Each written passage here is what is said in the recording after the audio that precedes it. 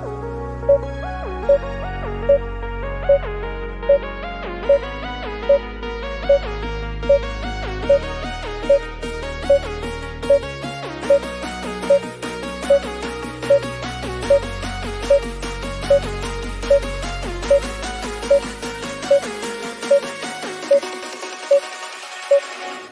I'm Elizabeth Noyce, and you're listening to Supergirl Radio.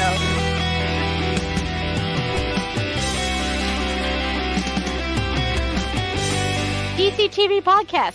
There's too many now! Exclamation point. Is becoming a human burrito a plus or a minus? I don't know. It does seem snug. I mean, they say you are what you eat. Oh no! Yeah. So I do a podcast called Supergirl Radio, and one of our segments is Lena Luthor Boardroom or Ballroom, because she looks like a boss in this coat.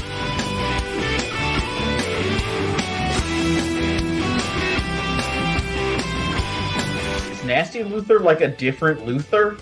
It's not just Lena being mean? No. Helen Slater here. It's so fun to know that you're hosting a podcast called Supergirl Radio.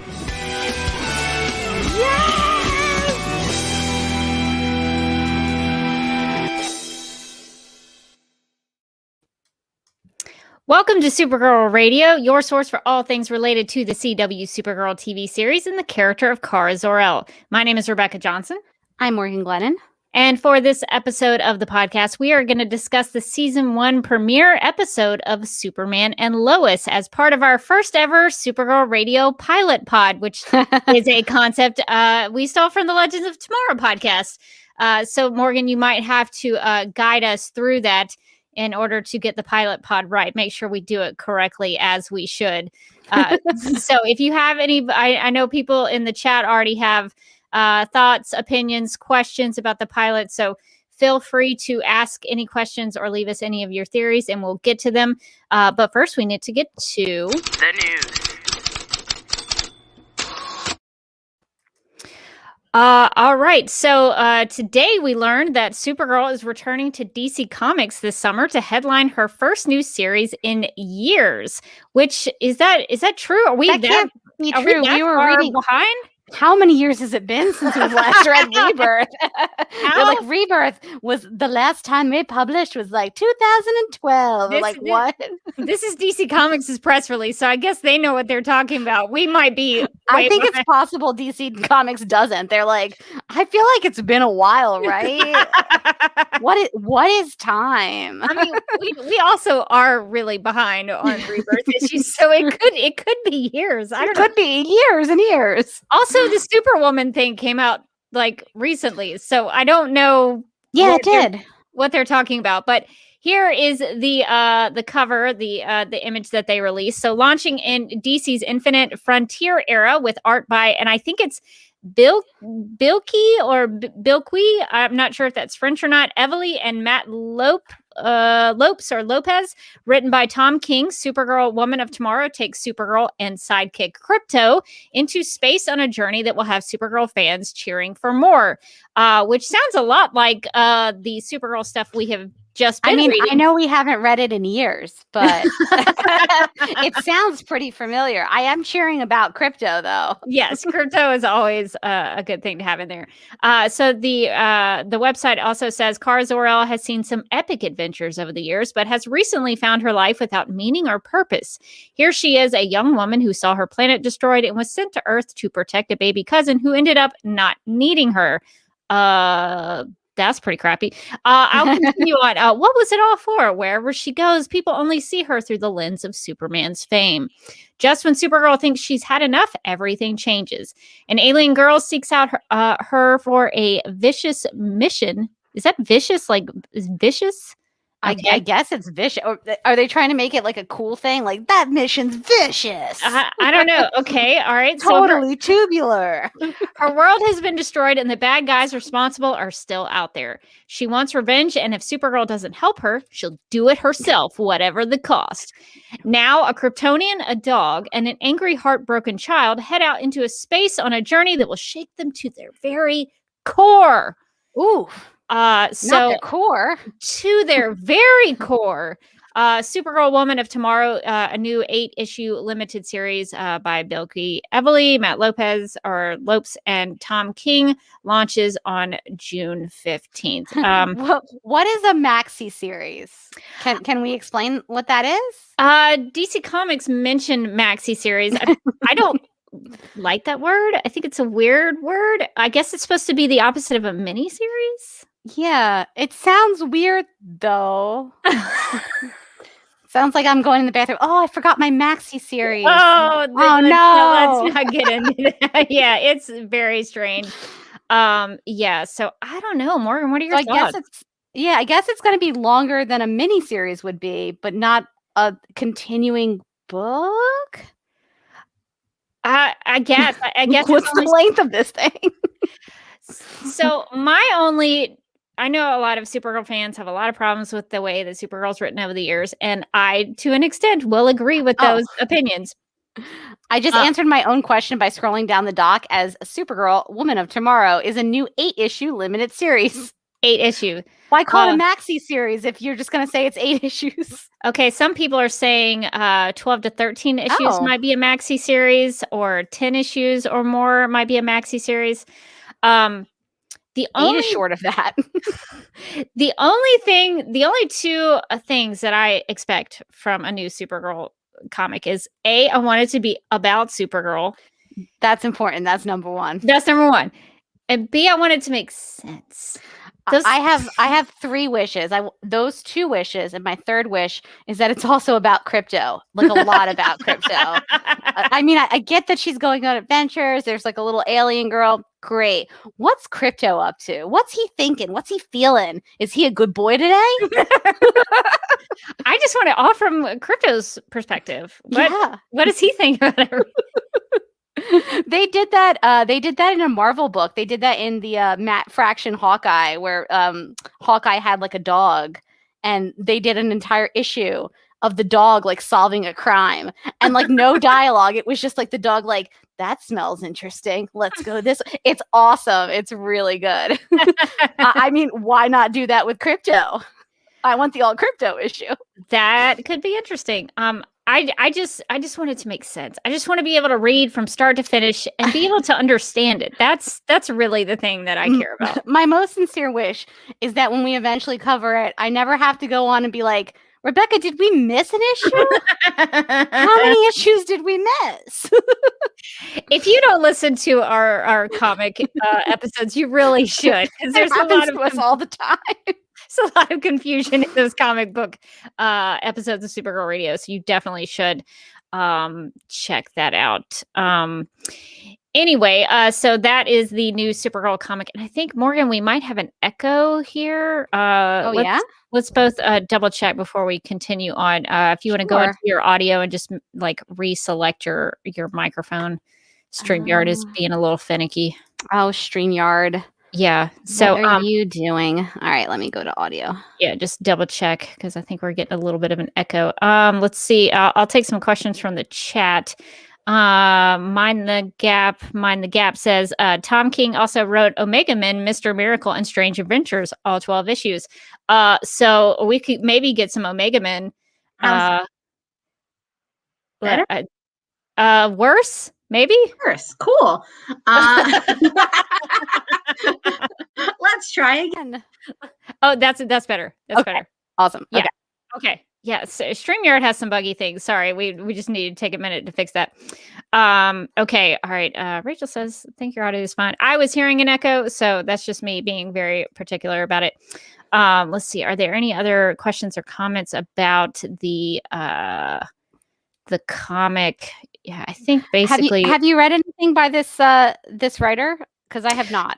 No, I've heard a lot of good things about Tom King. He's written a lot of Batman, Catwoman things that I've wanted to read. There's a lot of Tom King in my wish list, and I think somebody in the chat correct me. I think he wrote Injustice. Is that correct? Because I really liked the Injustice comics. So I think he's a pretty good writer. And the art looks pretty promising. I'm just I like her with that sword. That seems cool. Kind of an Excalibur thing she's got going on that cover. I don't know why Supergirl needs a sword, but I mean, if you can get a cool sword, is she going to turn it down? I mean, why would you?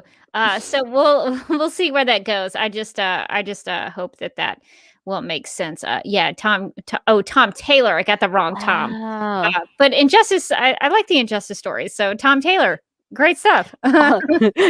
Great job, Toms of the world. Different Holding Tom, it down.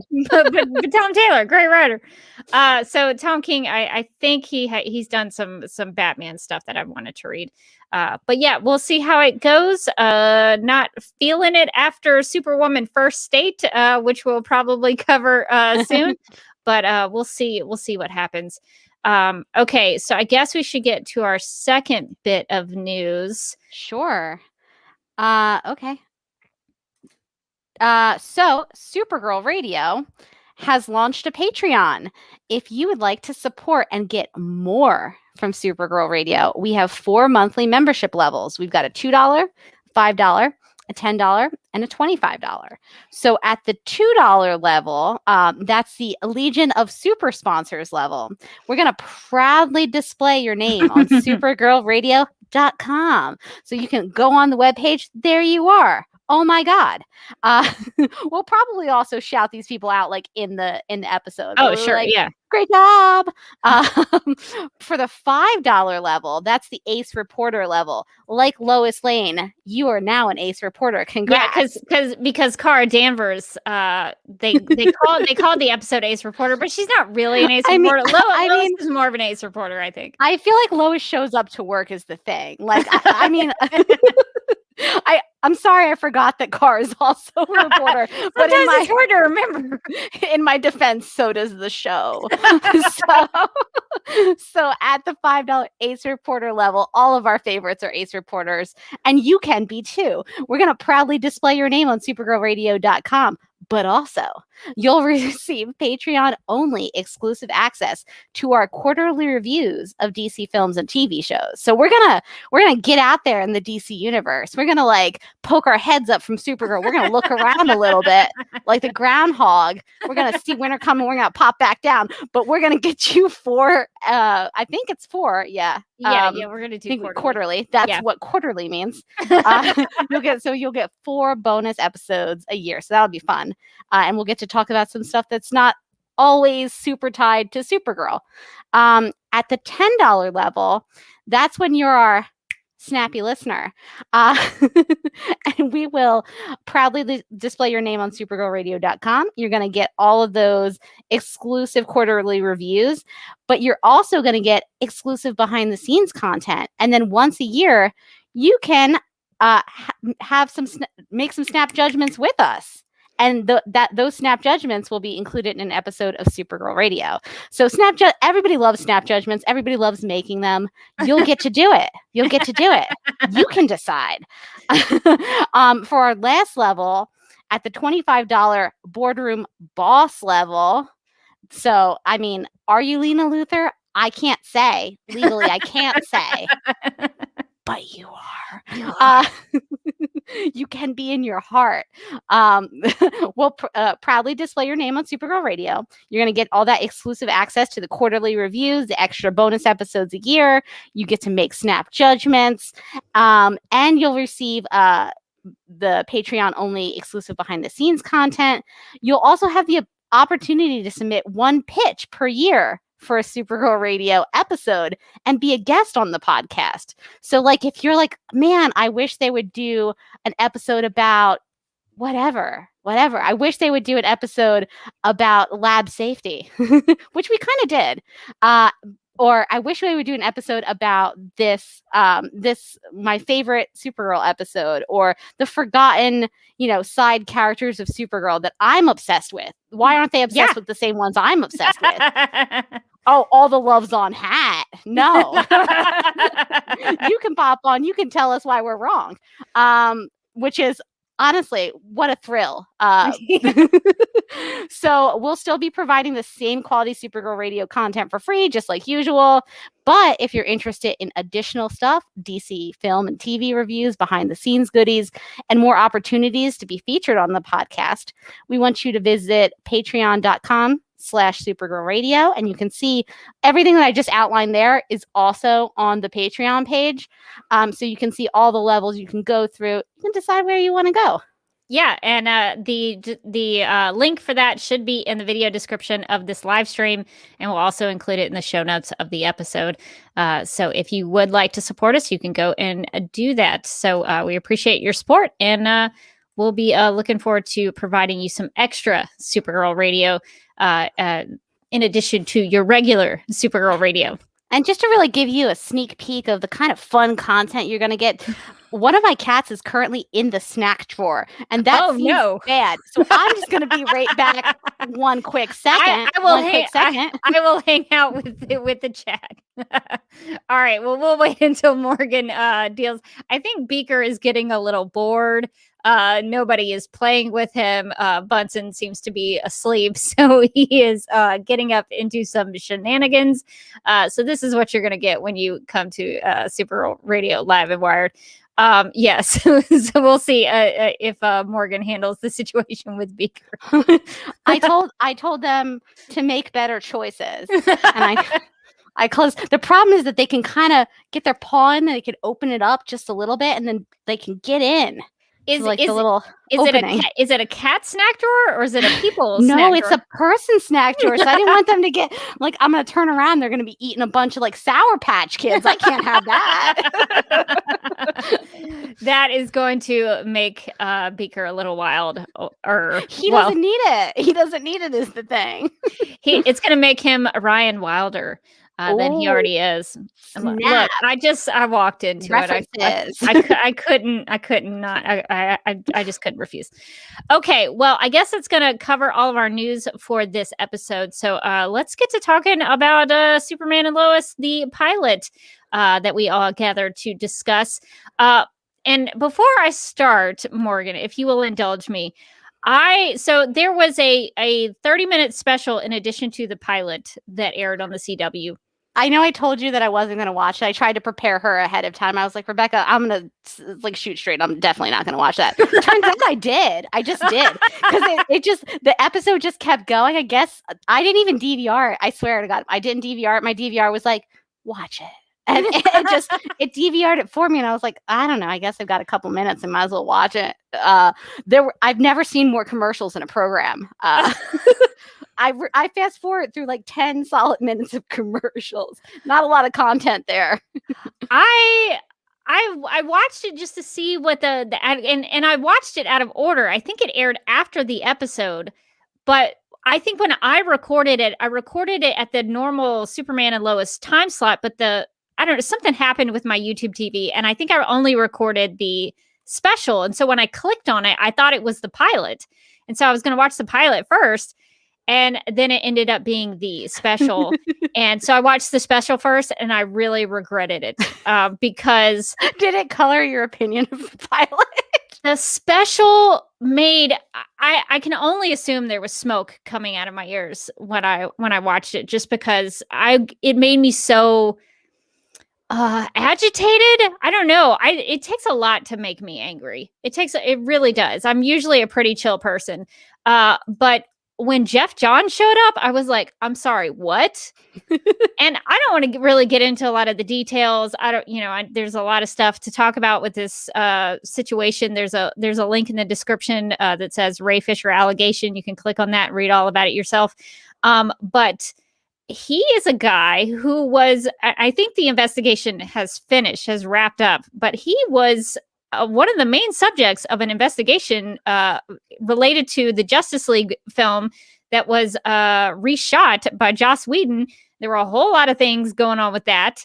And he was one of the main people being investigated. And they put him in the special talking about how Superman is hope. And I was like, oh, really? That's a really, unusual and insightful commentary on Superman, Jeff Johns. Really? He stands for hope? Thanks for bringing something new to the table, man. I just liked how many people they had on that special that had been accused of doing kind of messed up stuff. So Jeff Johns, but also there was the one writer who worked on Superman and Lois who said that she got fired essentially for bringing up issues of diversity and representation and just being continuously shot down by the showrunner who's like, in this universe, you just need a little something to hope for. And I was like, do you? It just I try not to let that color my opinion of things, and I'll be really objective about the pilot because I actually, to be honest, I enjoyed the pilot. Yeah, I'm gonna view the pilot as a piece of work independent of everything else. But the special felt weird. I was like, all these people are really patting themselves on the back. Do they deserve to? Yeah, I just couldn't believe that they would put Jeff Johns in there. I didn't know until the special aired that he's an executive producer of the show of Superman and Lois. And I was like, okay, so he got let go of the films, but now he's executive producing a show? That's not necessarily a downgrade. This is like giving him a gift. You're essentially handing him something he enjoys doing. I don't understand. I don't understand it.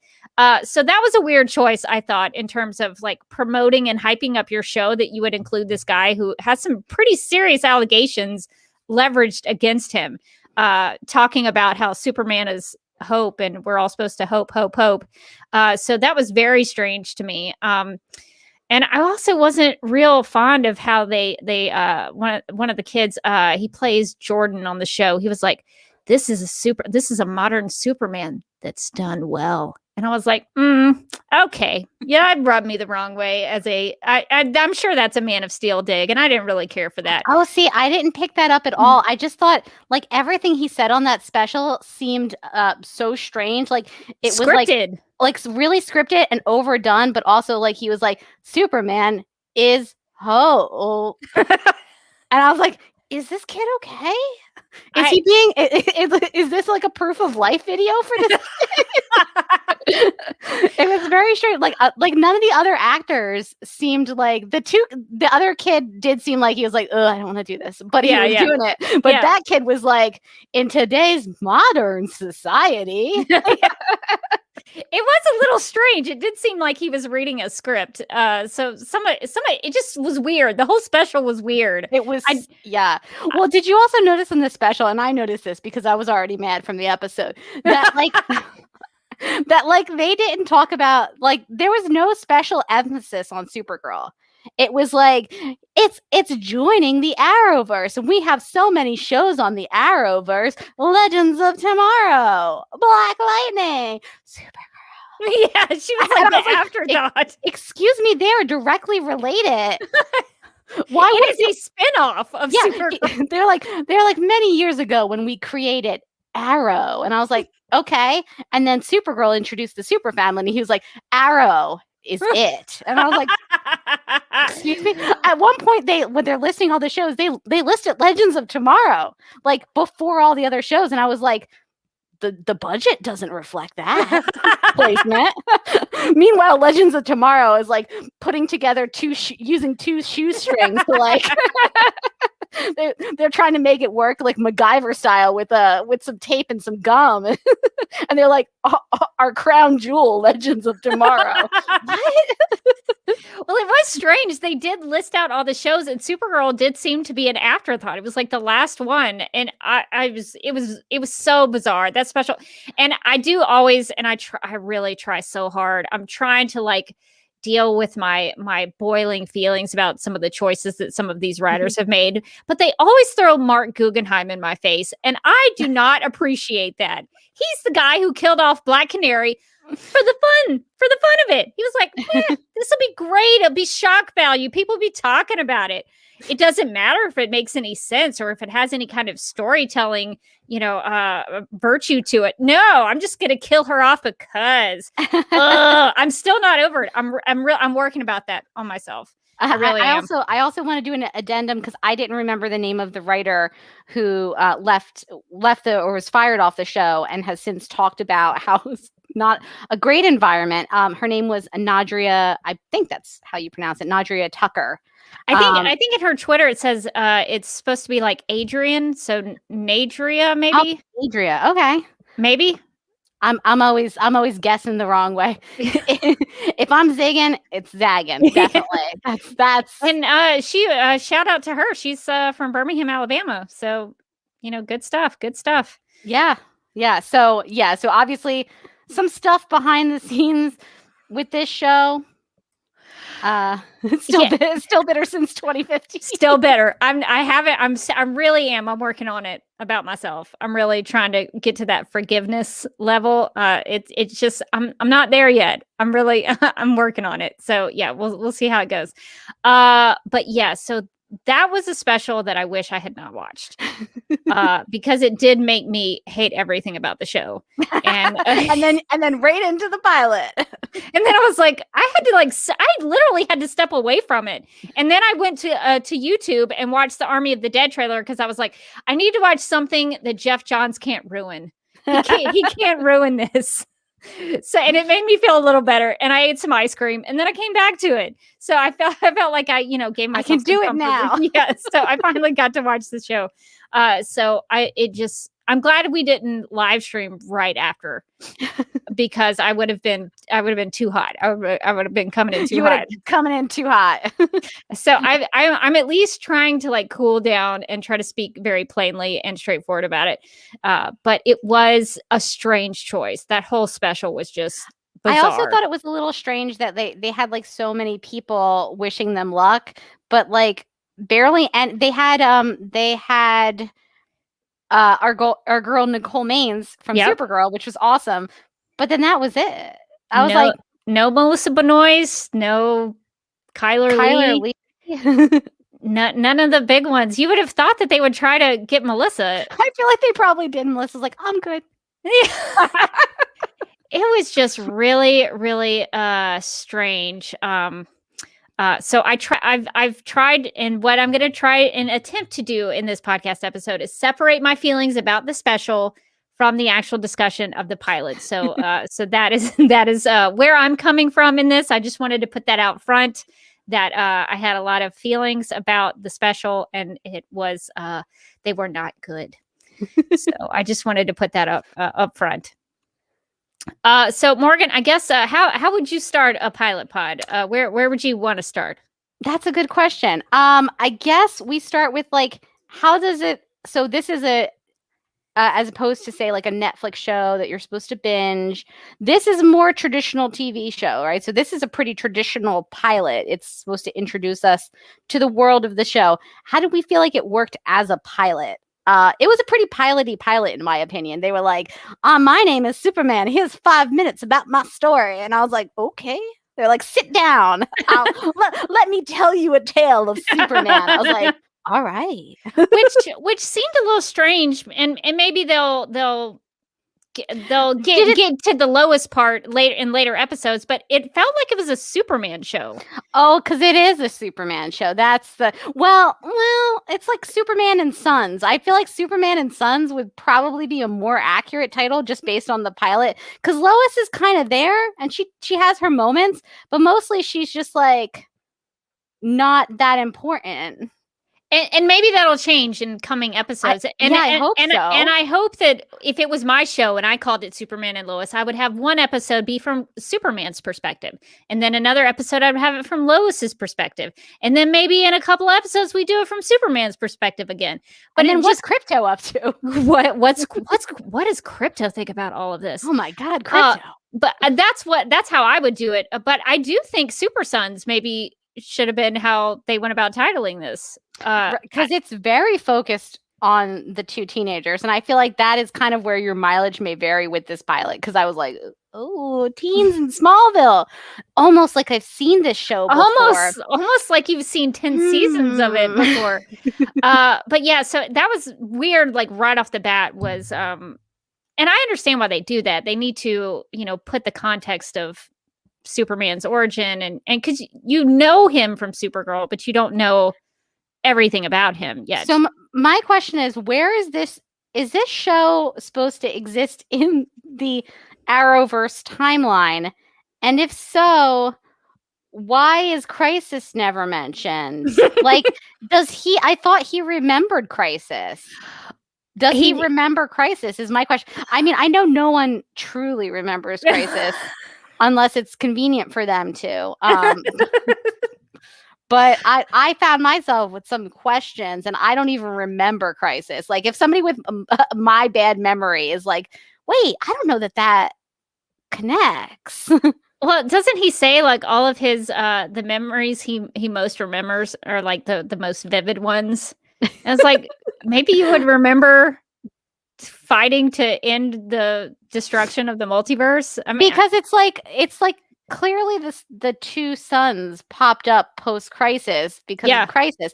So my question is like, does he clearly remembers living all of that? He remembers doing all of the fathering, presumably, of the children, and not just them being like grown adults like they were grown teenagers like I guess they were in Crisis at the end of Crisis, because he was like, whoa, we've got two. Well, I never understood that. But then he seemed confused. Why was he confused then that he had two sons? Initially, pre-Crisis, if I remember correctly, they were only supposed to have one kid. And it was like a baby child. It was a baby child. Kara held him, I think. Yeah. And then post-Crisis, he said something about two boys, but were they babies at that point, or were they already teenagers? Yeah, that's I found myself with a lot of questions. Danny in the chat says, I think it's supposed to be on Earth Prime post-Crisis because they were going to have Batwoman crossover, but couldn't because of COVID. Right. So I found myself with many questions.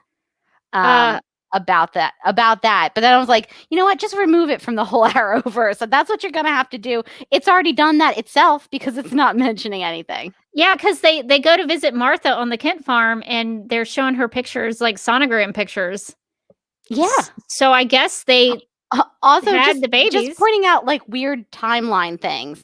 When he looks down at his, and these are all nitpicks, by the way. When he looks down on his phone, the picture on his lock screen is Lois pregnant with the twins. It has been 14 years. He hasn't gotten a different lock screen. Like, you would think that the lock screen would be like him and his sons and Lois, all dressed in little cashmere sweaters or something, all in little sweater sets. But no, it's a 14-year-old photo. Well, technically, that photo is of Lois and their sons. Touche. Technically. So I guess the big question, coming into this is like, how did it function as a pilot? Like, introducing you to the characters, introducing you to the world. I think it did I would actually say it did a pretty good job. The thing that I was most impressed with was my problems always with Tyler Hoechlin's Superman specifically was he always felt like a caricature of Superman. It's like, what do you think he should be? He should be a guy who has a twinkle in his smile, and he he does all these I'm your friend things or whatever, and then like all these like things that people think of when they think of Superman. And so he always felt like this just kind of cookie cutter Superman. This pilot actually made me really like his Superman because he and Elizabeth Tulloch's Lois, they felt like characters to me. They actually got to be their own characters and not just these cardboard cutouts of what people think they're supposed to be. So that's what I thought was really strong about the characters, is that they actually got to feel things and do things and have, journeys.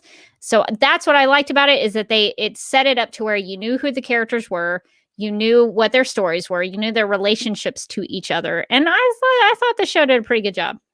Yeah, I think it set up, especially Lois and Clark's relationship, pretty well. Like, I felt like they were a married couple that, had some kids and worked together and, and have been living together for a while. And I didn't feel like I was like being introduced to a couple that didn't feel like they had that sort of camaraderie together. Like, the chemistry between the two of them was very good. And we've seen that in some of the crossovers, but I think that they definitely like cast the two of them well. I thought that they played really well off of each other. And like, to your point, like, yeah, this is a different kind of version of Superman than we've seen previously, where he's got more problems. He questions himself. He questions some of the decisions that he made. Like, he questions, halfway through the pilot, like, should I have moved out of town? And I was like, I mean, yeah, probably, dude. Like, what are you going to do? You're just going to like farm? But I mean, I think that those things where, he second guesses some of his decisions and he doesn't feel like he's got it all together. I think that's an interesting take on Superman. Well, here's where I'm going to go back to that pilot, the special, because one of the other things, because you mentioned how we got to feel for Clark and feel what he was going through, but I've been told since the year 2013 that that's not acceptable. That is not that does not make a good Superman story. I've been told that Superman should never doubt himself. Superman should never not smile. Superman should only have scenes in the daytime. Superman should never question himself, should never have any kind of emo vibes. That's what the internet has told me. So I was really confused as to why people were liking this show, because that's everything that was in there. And even in the special, they were saying things like that. So Tyler Hoechlin said, to see him challenged on a daily basis brings this unpredictability to a character that's usually somewhat predictable.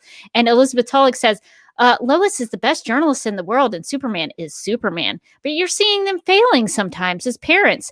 And Sarah Schechter said, to see the vulnerability of Superman makes him really relatable and makes him, when he is still heroic, even more inspiring. And Jim Lee said, Superman, the embodiment of the ultimate superhero, has a pang of self-doubt. I think it speaks to his humanity. And I was like, oh, no. You guys don't get to do this now. You do not get to do this now, because for what is it, 8 years now? I've been told time and time again, not my Superman if that happens. And now all of a sudden, now that's okay. That's okay now. It's okay for him to have doubts. I have no problem with it. But I feel like the hypocrisy of some people on the internet and some of these people in this special is really interesting. Because that just, it really upset me in that, because I don't know if you felt like this, but the whole vibe, the aesthetic of the pilot was very Man of Steel, Zack Snyder's Man of Steel. They basically ripped off his whole tone, his whole aesthetic, didn't reference him once, didn't even mention him. And then they just were hypocrites about the whole thing. That's just my feeling on it, just because the internet has told me that everything that you probably liked about this pilot is not how Superman stories are supposed to be. So that was, oh man, that's special. I can't get over it. Rebecca, it's going to be okay. I can't. That special really threw you for a loop. Now I'm getting all riled up. Now I'm getting all like fired Here up. come the hot takes. Ooh, I got to calm down. I'm like, I can feel like the smoke and the it's coming out of my head. But yeah, so I do agree with the visual style, though. I do think that was inspired by some of the Snyder movies. Rebecca's still bitter since 2013. There's so much I have to work about myself, you guys. I'm working on it. I am. But yeah, I mean, the characters I thought were really good, and I liked the way it was shot. I thought it really brought some of those moments home, like the shot where Superman proposes to Lois in that sort of golden hour. Oh yeah, that was really pretty. It was beautiful. And so I'm glad. I forget who the director was. If somebody can put the director's name in the comments. I didn't have time to look all that up, but definitely a fresh perspective on the Superman story and the characters. Obviously, having studied Man of Steel, let's just be honest about it. When they shot this pilot, well, I think one of the things I do like, just from a visual perspective, is that it doesn't look like all the other CW superhero shows, which I think is kind of important, because it almost starts to feel like they have a house style there. And some of the shows are a lot different. Obviously, Legends is completely off the wall, but this felt like, if you put all the shows together, I'd be like, oh well, that's Superman and Lois, just based on the style that they were, filming in. I don't know if they'll continue post the pilot. They might have had that some nice pilot money that could be going away sometime soon. I don't know, but it's kind of like if you look back at those old episodes of Supergirl season 1, you're like, oh man, they had so much money then. When she saves that plane and the pilot's like, dang man, this looks good. There was a little CGI in this pilot, and it looks CW-esque, so not all of it. Wire work was not especially great. Some of the wire work. There was one CGI shot of him as Superman where I was literally like, am I watching is it a video game now? And then it was so quick though. It was like, and then it was back and I was like, ooh, that one, they really need to go back into that one shot and fix that up. But they were like, that's fine. I think for the most part, the special effects, and I know we're kind of bouncing around just because there's so much to talk about. But I thought the effects for the most part, I thought were pretty good. The only problem I had was his new suit. And this is no dig on Tyler Hoechlin. It's the way they fitted him in the suit. Sometimes there were a couple of shots that made him look like a little kid who went to Party City and bought a Superman suit. Do you know what I mean? Like it was a little too big baggy in certain instances. Yeah, I noticed a little bit too. I was like, So we had this money to make it look real nice. We didn't have the money to proper fitting. I don't know, maybe just tighten it up a little bit. Just a little bit tighter. I think he looks good in the suit. He just looks like a 5-year-old who went to Party City and got to his Superman suit. His Superman costume's a little big. I do think my favorite was like early on in the episode when he's going through his kind of like Superman origin story and he's got on like the suit that's very obviously like sewn by his mom, and the little kid was like, "Oh my God, I like your suit," and he's like, "Thanks, my mom made it." And it's like, but the real suit shouldn't look that way. The Fleischer suit looked awesome. It looked great. I loved that one. I was like, oh, it's so cute. Well, and I don't know if we should get to Easter eggs now because we're kind of bouncing around, but we can talk about that when we talk about Easter eggs in the pilot because there are a lot of them. But I guess so. Your thoughts on Clark and Lois? Pretty established. We're good on that. I liked Clark and Lois. Yeah. So I usually in the pilot pods we go through like the characters and like how we thought that they did like introducing the characters, because most pilots have a big a lot of heavy lifting to do, which is that they have to introduce you to the world, then they have to introduce you to the characters, and then they have to introduce you to the entire premise of the television show. It's sometimes you get to the end of the pilot and you're like, that was a cool episode. That was a cool hour of TV. What happens next? Like, I don't understand how this continues to be a television show. So they have to kind of give you a reason to come back. Like, what's going to happen? Now, this pilot didn't have that as much because Superman is in the collective unconscious. And there's really only so much setting up that you had. Like, they could have skipped the first 5 minutes where he was like, I came to Earth, because everybody knows what Superman's deal is the thing. So in some ways, this pilot kind of got an easy story handed to them, which is that, we all know Superman. So what they really had to establish was like, this is Superman and this is Lois and they have kids. And maybe that's why this pilot was so heavy on the kids. In my opinion, to the detriment of my enjoyment of the pilot, because I cared less about the teenagers than I did about Superman and Lois. I was like, it just seems like the title is Superman and Lois, and like, what are they up to? I don't care about your video games, Jordan. I don't care. So I feel like Jordan and Jonathan, yes, J&J, were the two like kind of new characters, and then this world of Smallville, which thank God still has Lana Lang. Oh, what would I have done? So I feel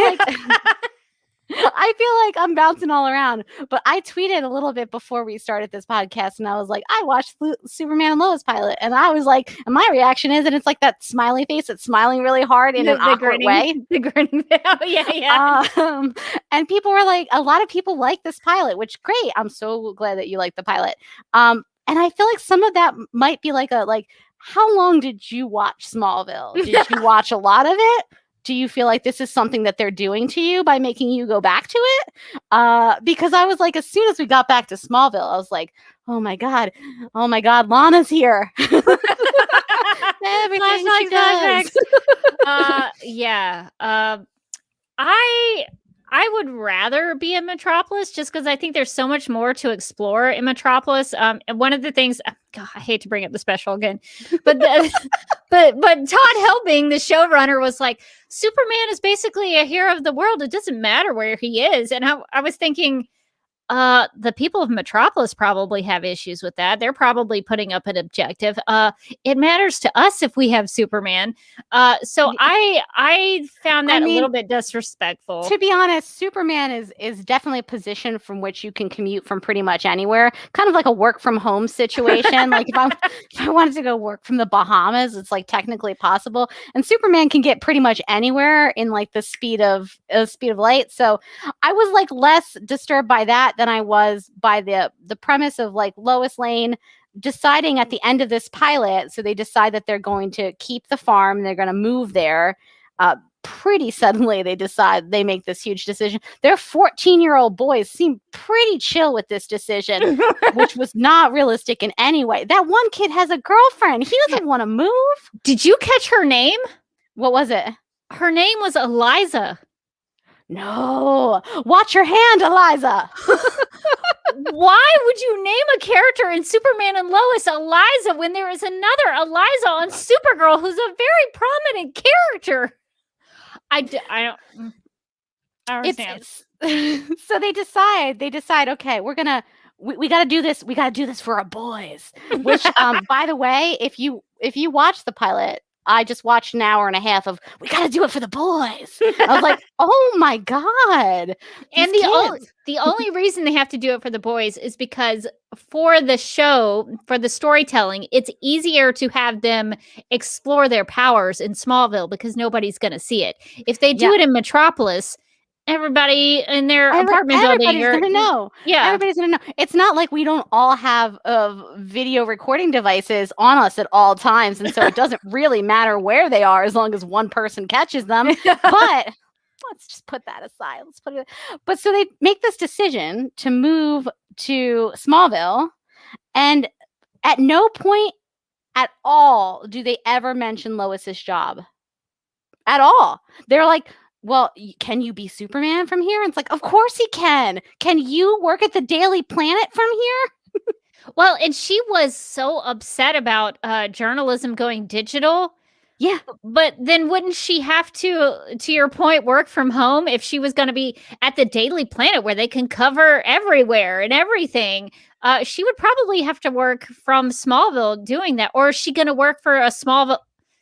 Is she going to have to work for like the Smallville newspaper? Please don't make her do that. She's definitely going to, Rebecca. That's the thing. She's going to have to give her up her career, for the boys. And those boys need their mom at home. And but it was just so strange that like that wasn't part of the discussion. Now it could happen in and it probably will happen, thank God, in further episodes where they'll discuss like what happens with her career. But the fact that they had this whole discussion about moving and they made a decision about moving and they never once mentioned like what's she gonna do about her job was wild to me. When she is now the breadwinner of the household, she's the only one with a job because apparently Clark Kent is such a sucky reporter that he's expendable in the layoffs. How are they going to pay for this exciting reverse mortgage situation that they've gotten themselves? Thanks, Martha, that they've gotten themselves into now. Like without her making any. I was kind of blown away. It's like I don't kind of begrudge them the fact that they might not have the time in the pilot to focus on Lois at all, even a little bit, even though her name's in the title. That's cool, but like. You at least have the character make a mention of like, oh, I bet I can work from Smallville, or I can work from the Daily Planet remotely, or, oh, I've been looking for a change anyway, or like, oh, it's so corrupt now with Morgan Edge, I've been meaning to get out. And like one line that shows that she's even considered her career when making this decision about moving the whole family. It was just like, I was like, Lois Lane, the way that she's a superhero is that she's a journalist, that she's a great journalist. And she's, she mentions journalism in this pilot, but she doesn't mention it when they decide to up and move. I assume. Apparently, this is where I'm coming in hot. I was like, oh my God, I have so many opinions. I'm sweating now. I assumed that Lois would still be working from home because she does talk to Foswell, who we'll talk about in the Easter egg section. I assumed that she was just going to still investigate and work from home for the Daily Planet. So I don't think that's changed. We'll see in coming episodes if it has. But I'm willing to let it go for now. Like, I think the goal for the pilot was to set up the kids, to set up the twist of which kid had the power, and which I guess was a big reveal. I mean, I guess I sort of expected Jonathan to be the one with powers, but they had to set all of that up, and I guess they'll get to Lois's stuff later. It sounds like maybe episode 2, which is airing maybe right now because we decided to live stream. We're in this time slot war with Superman and Lois. We don't care. We're fine with it. We're fine with it. You should be too. So I assume that like the second episode is more Lois centric. So I assume that it will adjust itself accordingly. But doesn't it seem weird to you that the name of the show is Superman and Lois, and in the pilot it's mostly about Superman and his 2 teenage sons, and Lois is just also kind of there? I do think it's strange. I think the only reason it's called Superman and Lois is because that's an easy way to get people to watch the show. I agree. That's it. Mm-hmm. Yeah, I agree. If you called it Super Sons, people would be like, I don't know what that is. People would be like, I don't want to watch Supermans and Sons. That sounds like somebody who's going to work on my car. So I'm sure he'll have the kids doing it at some point soon. Which I actually would be interested in. They were putting together tractor equipment at the end, so I would watch that. I'm interested in it. But yeah, Clark and Lois and Clark had already been taken. So they had to use Superman and Lois. But at least Lois and Clark was about Lois and Clark. And Clark. Like she was really a prominent character. And if you watch that pilot, which I haven't in a really long time, but I used to love that show. If you watch that pilot, she's in it a lot and she's like kind of a big deal. And if you watch this pilot, she's not that big of a deal. Like I like this Lois a lot. I think the actress is good. I think she's got good chemistry with Tyler Hoechlin. She's not given a lot to do besides mom in this pilot, which is, I think, kind of a disservice to Lois Lane.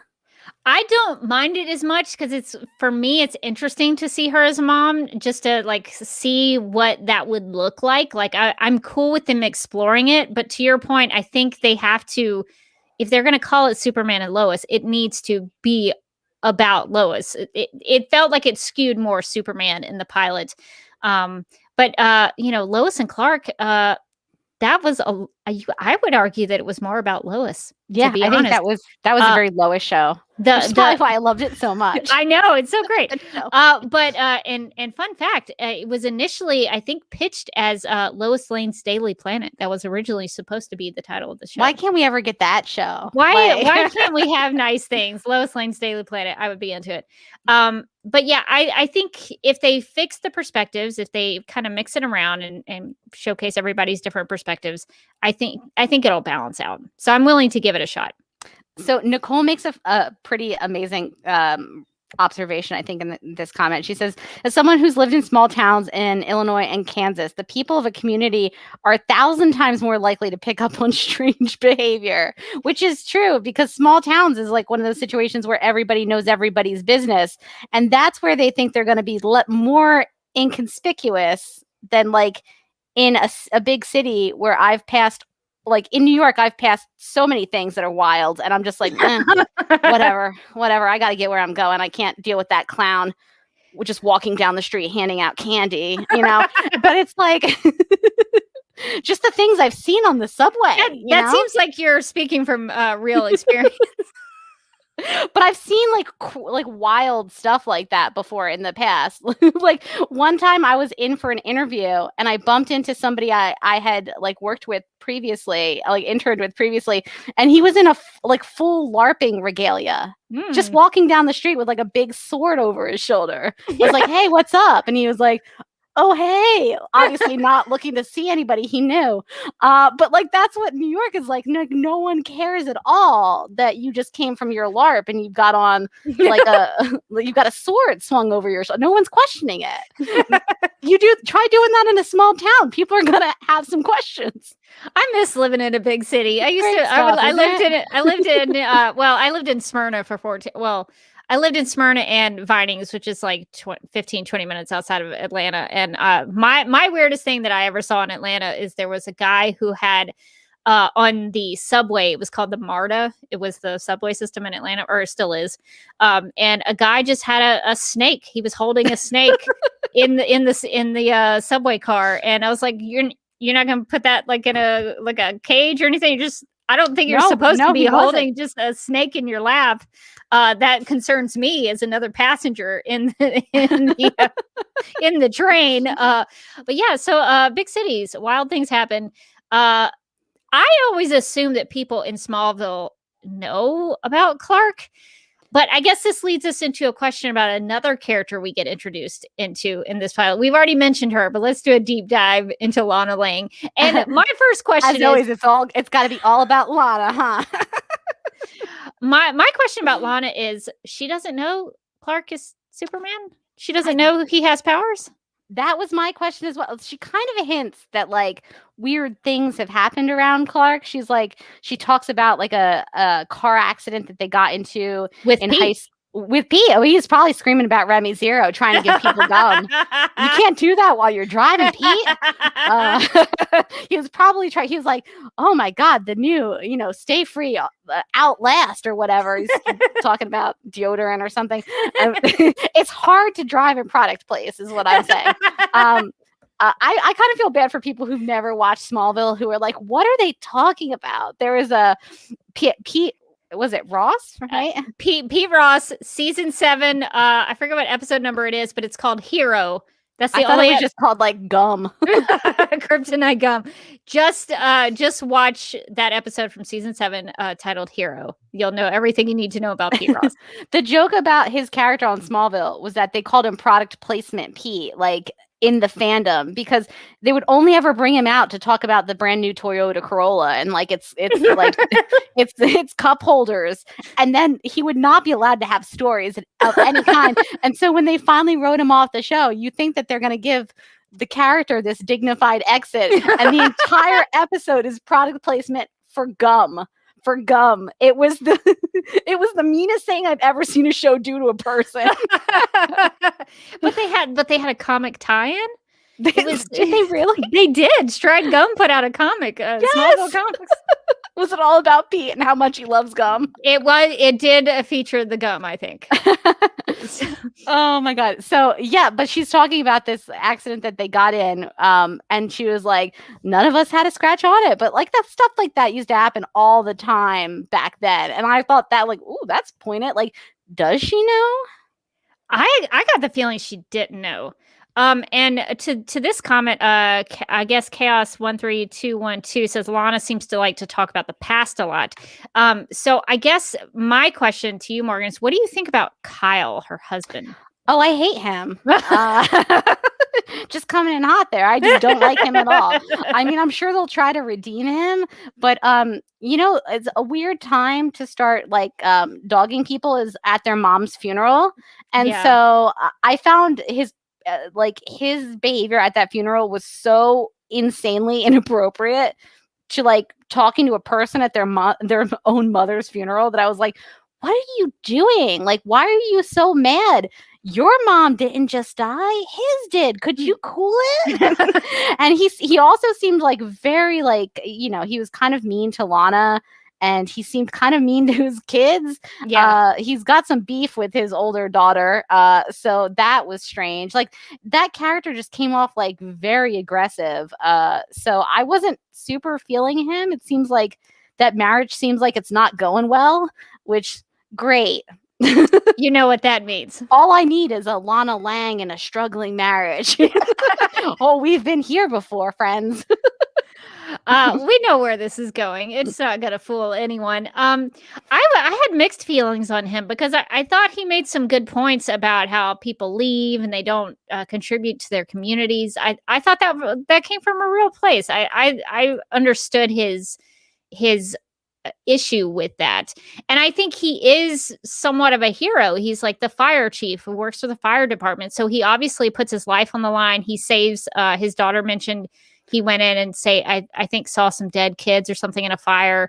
So I think what they're doing with him is interesting because they're making him, I mean, you could argue that he's just as much of a hero as Superman is, because he's just a human. He doesn't have superpowers, and he's going into fires and trying to save people. So yeah, I think they would try to give him like shades of gray in this pilot, where he comes off very very unpleasant in like the first couple times you meet him, and then you kind of learn more about him through his daughter, and then you kind of feel like, okay, maybe there's more to meet the eye with this guy. But I don't know. I still don't like him. do you want to hear a prediction? I'm gonna put a prediction down. I think he's gonna die in a fire.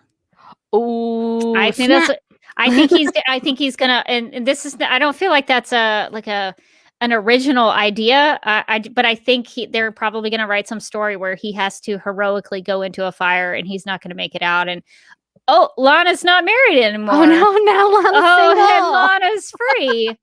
What the quandary for Clark in that position. So I'm just saying, let's see where it goes. I'm just curious to see if that pans out.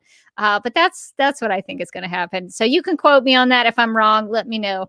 But that's my prediction. I can really see it. I can really see it coming. What did you think about this take on Lana? So you and we both watched Smallville, and so we've been in those trenches. We've been in those trenches. We survived. We've watched Kristen Kirk's Lana for most of the time. Would she leave in like season 8 or something like that? Season 8 feels right. She was stuck on that show for a long time. And so this feels like a very different kind of take on her, but like I don't know when she came in with the big furry collar on that coat, she looks great. Suddenly I was like, I think I might, if we're getting a Real Housewives Lana situation, this is like a real take on this character. I could really get from, because like in Smallville, she was supposed to be like your girl next door who everybody loved, and she did no wrong. And so that didn't make her very interesting for a good portion of the show. And then she got to go crazy at the end, and then she was fun.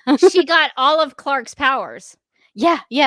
And that's how she ended the show. She just became a super Lana. She married Lex for a while and went mildly evil. She had that was fun. Awesome. She had some fun stories when they finally allowed her to be like kind of a crazy person, like kind of crazy instead of like perfect. She got to be a fun character. But for a while it was like, oh, it's just me, Lana. I'm just doing all the stuff. I'm running a coffee shop, and also I'm 14. It was weird. So like the idea, like when she like rolls up with her coat with a big furry collar, and it looks like it's kind of like some sort of animal print. And I was like, oh my God, are they giving us Lana Lang, Real Housewife of Smallville kind of realness? Like, I feel like I could be in for that, where she's just kind of day drinking in the afternoon or something. Starting trouble with like the other wives in the town, and like flipping tables. All wine in people's faces all the time. Lois is like, I can't go over there anymore if I get one more glass of Chardonnay in my face. It's how she greets people, Clark. I really could be into that. Yeah, she did have a different attitude, a little bit more of a confidence, and she works, I guess, at the bank.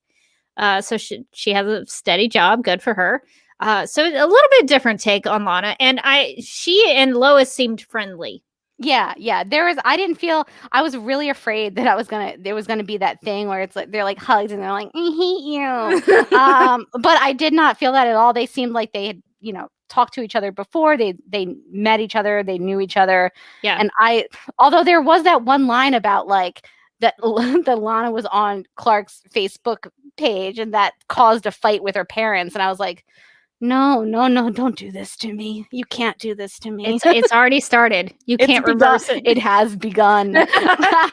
You know what twist I would love for Lana? Besides the Real Housewives, so I'm throwing that out there. That's a free idea for them. I would love it if it turns out where she's like, I don't know what's going on with these bank loans. I can't imagine. Sure, turns out the whole time she's like calls them. She's like, Mr. Edge, they're on to us. Dun, yes! dun, dun. Oh man, that would be such a good twist. I've got so many good takes on Lana. No one wants to hear them. That would be so good because that would put her in opposition to Lois, because Lois is cracking me up because she didn't have a lot of story, but a lot of her story was like, "Ugh, Morgan Edge, I hate him. He's the worst."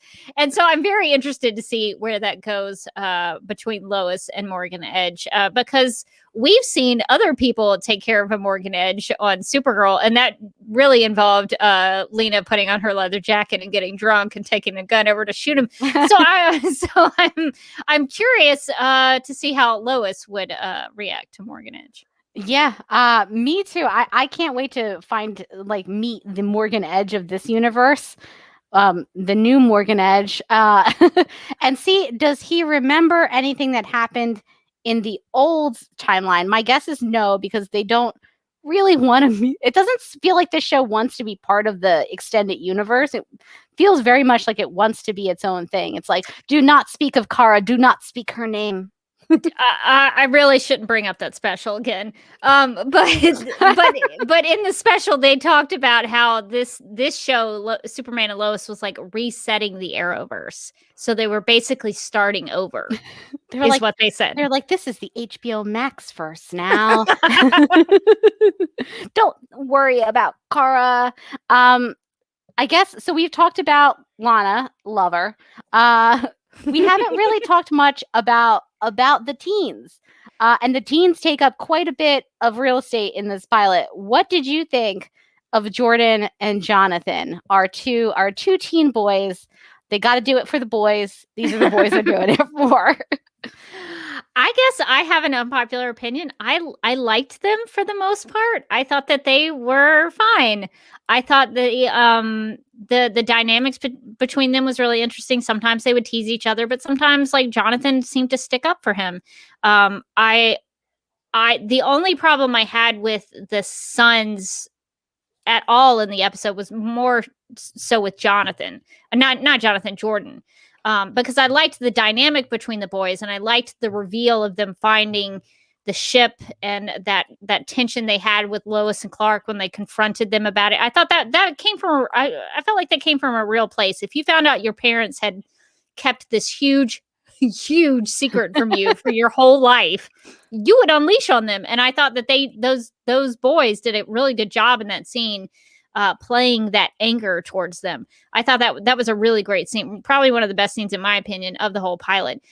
My only real issue with the boys was the scene when Jordan goes to, I guess it's Schuster Mines, and he goes to that party and he's listening to, Sarah Cushing? Oh, yeah, the Sarah. daughter. He's listening to her tell this story about how she borrowed her mom's pills one night and she was going to kill herself. And Jordan was like, this is the time I'm going to make my move. This is my moment. Like, teenage boys, please. Could you, for once in your life, read a single room? Or just read the room? Why does this seem like the romantic moment to you? That's not, nothing about that says romance. Nothing at all. That was really creepy. And I guess maybe you're supposed to just assume that like he is a teenage boy. He has what, social anxiety disorder? Is that what they said? Maybe he doesn't. Maybe he can't read those social cues. Maybe he has problems with that. And if that's the case, then that's fair. It's funny that you mentioned social anxiety, because I was chatting with the girls from Gay Gals Watch the podcast right after I'd watched it, and I was like, oh, okay, like, what did you guys think? And they pointed out that, like, for a kid who has social anxiety, crazy that he's willing to go to a party in a town that he knows no one in, knowing only one person at that party. And he doesn't seem like he's having a hard time with that concept. It's like, I wouldn't even want to go to that party knowing only one person. Are you kidding? That sounds like a nightmare. And they were shooting off like fireworks and Roman candles or something, and they were drinking. I would be a little hesitant to go to that party, because I would be like, I don't know what they're going to get into over here. I think they're probably going to get into some trouble, and they did. Yeah, like I don't want to tip any cows with strangers. That doesn't sound like my night. Yeah, but he was like, okay, like a girl I like is at this party. Like, here I am. Like, so I was a little surprised. I was like, really? He just wants to go to this party. is that you just said he had social anxiety. That's a big social situation. So, and he seemed like he wanted to go, and Yeah. then he made an advance on a girl after she told him that she tried to kill herself. After she was like, here's the hardest thing in my life. And he's like, cool. That means you want to make out? I'm sorry. Am I not clear on this? It was weird. That was basically the only issue I had with the Sons. Yeah. I was also, and I don't know, I was surprised when you meet the Sons, there's like the one stereotypical like jock who's on the, starting on the football team, even though he's 14, seems unrealistic to me in a lot of ways. And then you have the other son who's for some reason outcast because he plays video games like everybody else in the universe. Like that's what teenage boys do. They play video games. That doesn't mean that they're like maladjusted. It means that they're teenage boys. And there are esports tournaments now. Like it's a big industry. Yeah, they're gonna be okay. He's playing video games. He's gonna be okay. I promise. He might have a career in esports. He might make a lot of money doing that. He's gonna be just fine. It turns out everybody plays video games now. It's gonna be okay. But like when you talked about the interactions between the two boys, like I kind of expected the jock kid to be kind of a jerk. But in almost every interaction, the video game kid is kind of the jerk. Like Jordan is very mad at everything and everyone, and you don't get any impression from this episode why that is. Like his dad might not always be around, but he's nice. His mom's also pretty cool. And even his like kind of jerk twin brother who's good at everything is like only makes fun of him in the way that like siblings do, not in a nasty way. Like the jock kid is like way nicer. And he watches out for him, makes sure that he takes his medication and everything. Yeah, exactly. He said like maybe one cutting thing to Jordan the entire episode. Meanwhile, Jordan's just angry at everyone. He's like, oh man, like when he's like, please don't dress like you just woke up out of bed and picked up the first thing that you saw on the floor. That's not going to go over well in high school. I'm just trying to help you out. And he's like, oh, shut up. It's like, dude, maybe listen, because your outfit says I'm tired and I'm going back to bed. The only problem I had with Jonathan in that scene was I think he was wearing a University of Michigan shirt, and I was like, if you're a football player, you have low expectations. You really and maybe that's just because I work at the University of Alabama, but like aim higher. We win a lot of championships. Roll Tide. I'm sorry. We have things called a dynasty where we win all the time. So if you want to be a football player, I'm just saying set your standards higher. Maybe look at Alabama. Nick Saban would recruit you in a heartbeat. I mean, apparently he's real good. So my question is like, do you think it's that only Jordan has powers and Jonathan doesn't? Because I kind of feel like maybe, I don't know, maybe based on the fact that they showed a very small child throwing a football so hard that it took down an entire tire swing, and maybe that wasn't the right choice for the show. But I was like, really, this kid doesn't have powers either? He took down a tire swing at like 8. I think it's a more interesting way to go about the story, but I also think it doesn't make any sense. Why would only one of them get it? Sometimes in this pilot, I was like, and maybe it's just because all of his hair was in his face or whatever. I'm not set up to raise teenagers, clearly. But I was like, is this like Jordan's like villain origin story or something? Like Jordan's real angry. Jordan needs to calm down. Jordan's up here. We want Jordan just to be like closer to here if it's possible. Well, that's something they could do. They could have brother fight brother at some point, and that would be kind of an interesting story to tell too. One thing to talk about, I guess, with Jordan, Mind the Gap says, I suspect he doesn't have social anxiety. I think his powers manifested early and he didn't know what they were. Ooh. That could be a good interpretation of his angst, I guess. Yeah. And I guess what it comes down to is like, I put on the show and I was like, oh, here I am in the midst of teenage angst.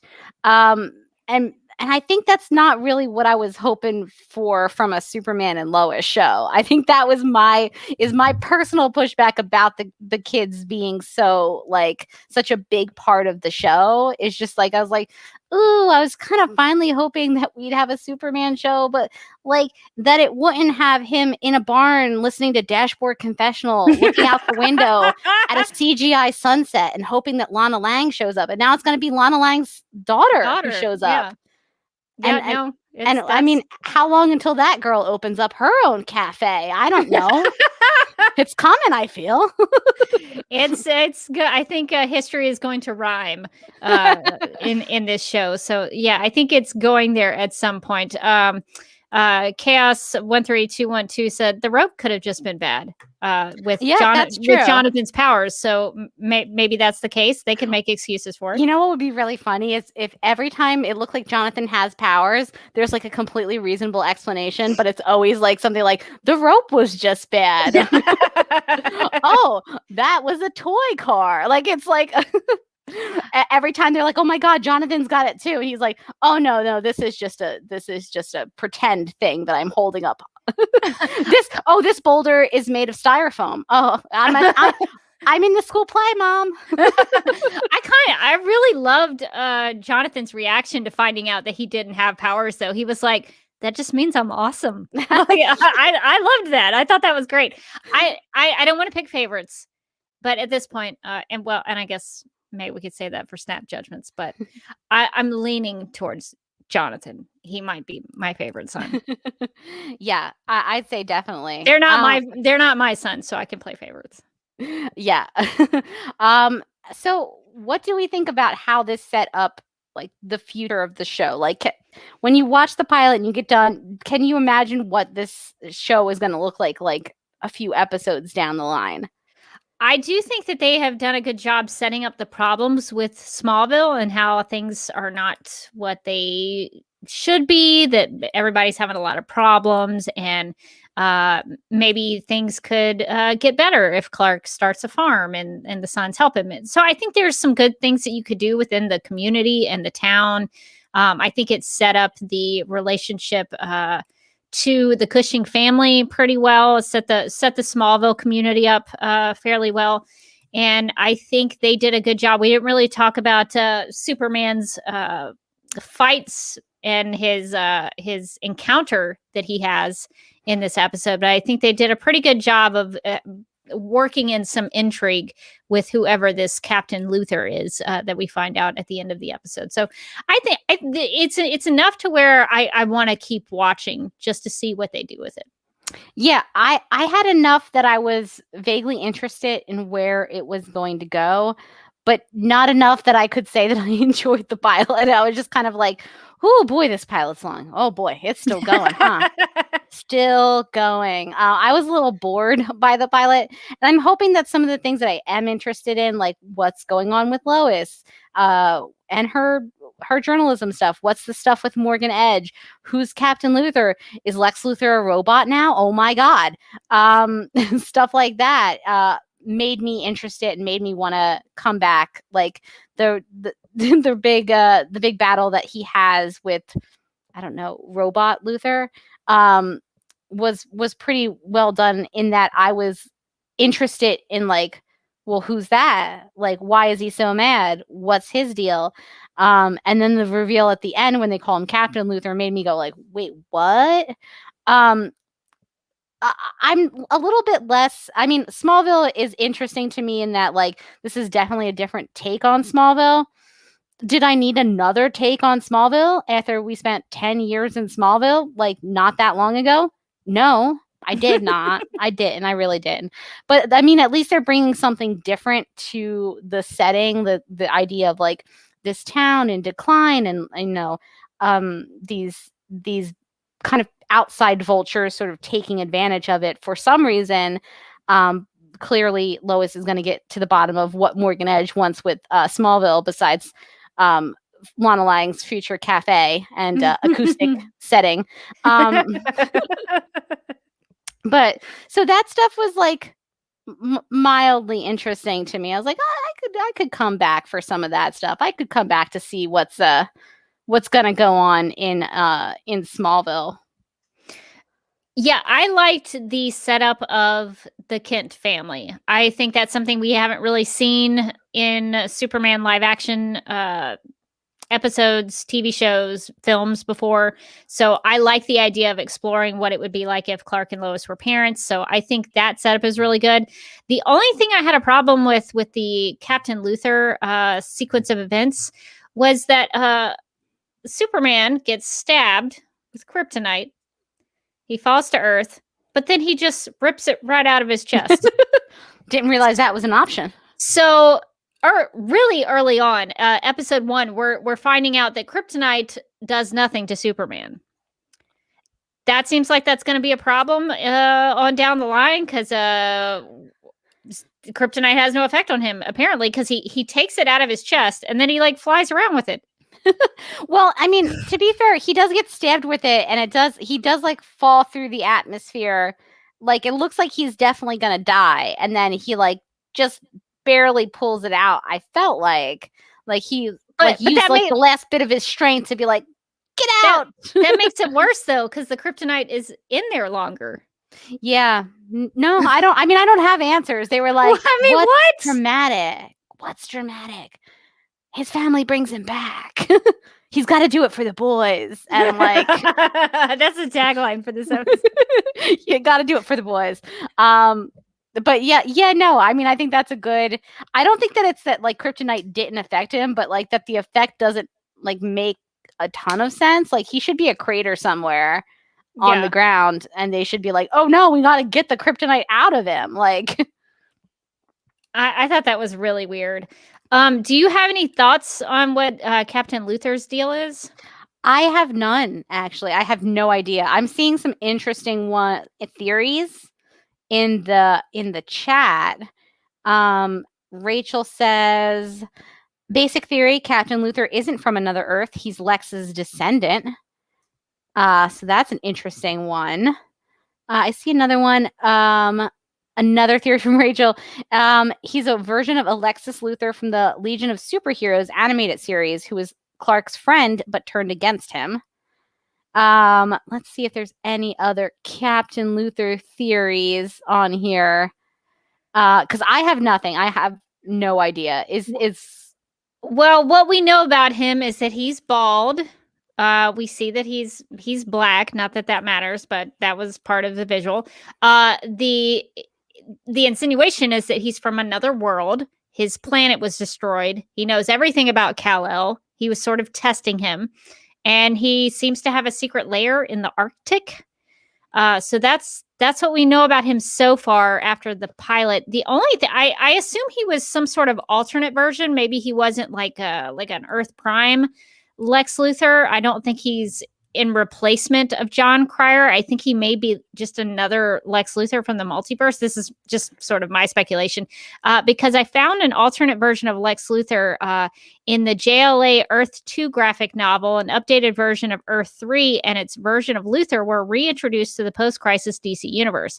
In this version of events, the heroic Luthor traveled from his Earth, located in the antimatter universe rather than being an alternate positive matter one, to the mainstream DC Earth, posed as his villainous counterpart, and subsequently asked the Justice League to help him rebuild his world.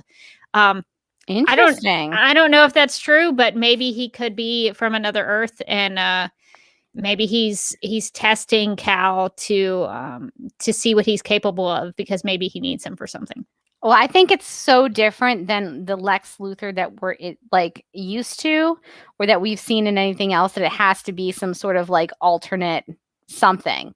Because this is Lex Luthor is like, my planet was destroyed. Like, your planet? Aren't you from this one? So that's super different from the Lex that we've seen. So I think that does leave room for there to be, oh God, 2 Lex Luthors in this universe. And it does. I was worried they were going to just replace John Cryer like they did all the other. Too. You can't replace Ducky Lex Luthor once I've come to love him. How dare you? So I don't know. I don't know what his deal is. I'm curious about his situation and who he is and what we might get about him throughout the next couple of episodes. Because they did have a pretty knockout, drag out fight. They went to space. He wore some sort of Lexo suit-ish. So and he seemed to have an AI in his lair who was talking to him. Is Is it Hope? I hope it's Hope. So I guess we'll have to wait on down the line to see what his deal is. If it was Hope, she'd be the only person who would ever mention Supergirl on this show. She'd be like, Yes. she'd be like, kill Superman, and then afterwards, Supergirl. And then Luthor would be like, I don't know what a Supergirl is. And she'd be like, oh, just you wait. She made my friend Lena angry. She's always reminding him to kill Supergirl. She's like, it's like she does all of his like shopping lists and stuff. And it's like milk, eggs, kill Supergirl. Oh my God, Hope, we've talked about this. Now I want that to be the case. If they're gonna just steal things from Supergirl, I mean, I would be okay with that. Just keep her going. That's fine. Hope lives on. So did you have any other thoughts? I guess we could talk about some of the Easter eggs real quick. If you want to go into the brand section and help me out with some of the overlays. Hopefully they'll be... I'm excited to see, because I caught a couple, which is rare, that I would notice anything really. So I'm excited to see if I caught... No, I definitely didn't catch this many. Okay. Okay. All right. We'll start with Easter egg 1 in there. So if you want to pull that up. Okay. So this is the I guess this is the one, the Action Comics #1 cover. So they did an homage to that. I did see that one. Which that is cool. Even the car was green. It's the same thing in the cover, the exact same color. Let me get my list pulled up so we can go through this real fast. Okay, so the second one should be the Fleischer suit. So the Fleischer cartoons, if you've never watched them, you can probably find them on YouTube. They're also on some Superman DVDs, I want to say, maybe with the Superman Return stuff, maybe in some of those collections.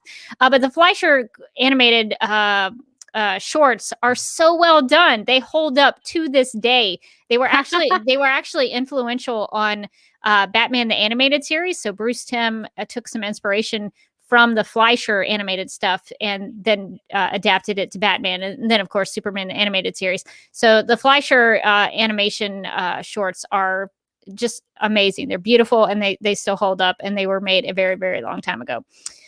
So I know that both of those things are pretty pandering, but I enjoyed seeing them.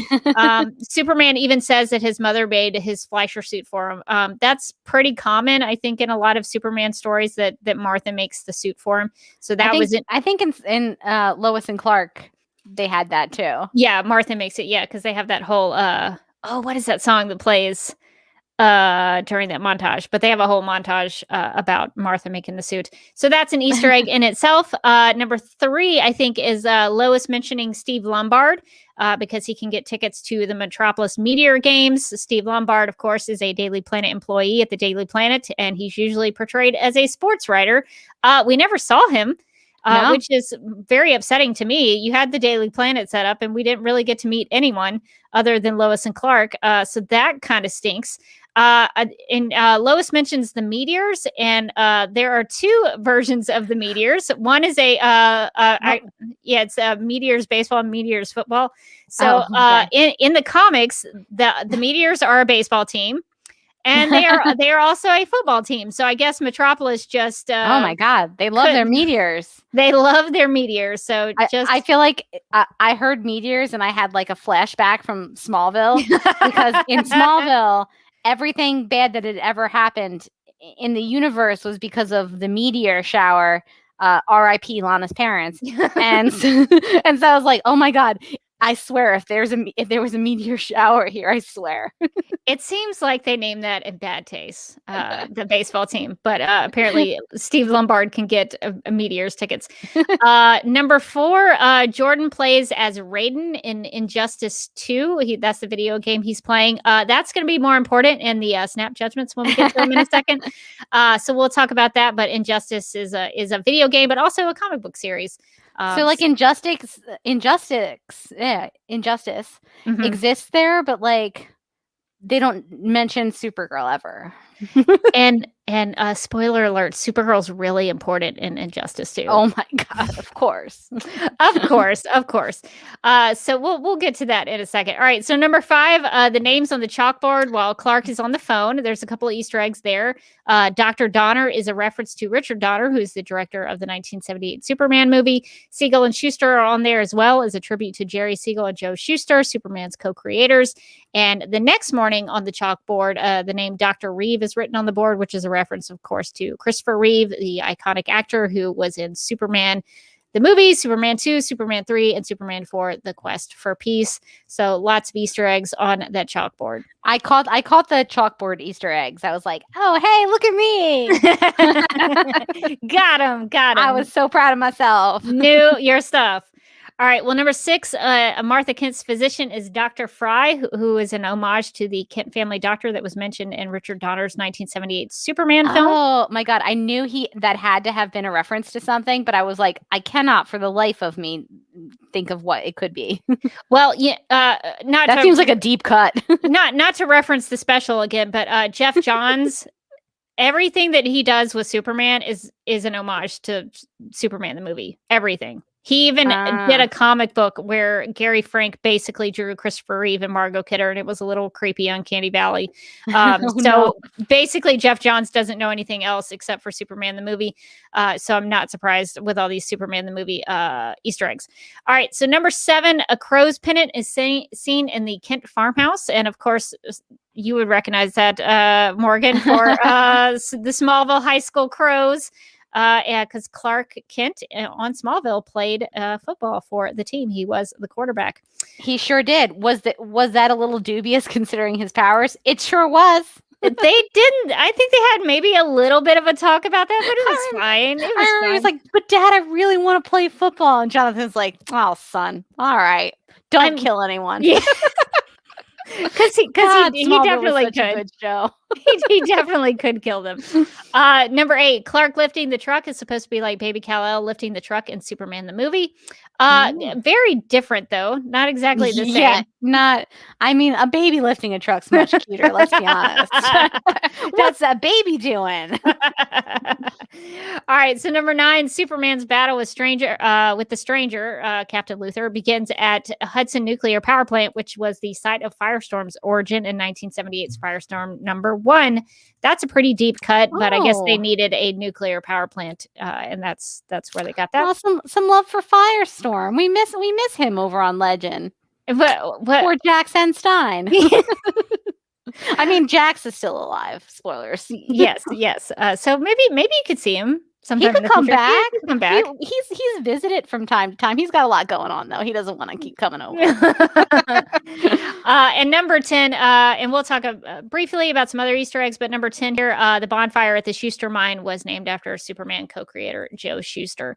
And if you were watching this and you noticed the overlays, you could see that they had a marketing campaign going for all of those different Easter eggs. They were from different Twitter accounts of the different shows. Oh my God. Yeah, that was Legends of Tomorrow. This is Superman. Yeah. That's Superman and Lois. So Stargirl. So Black Lightning.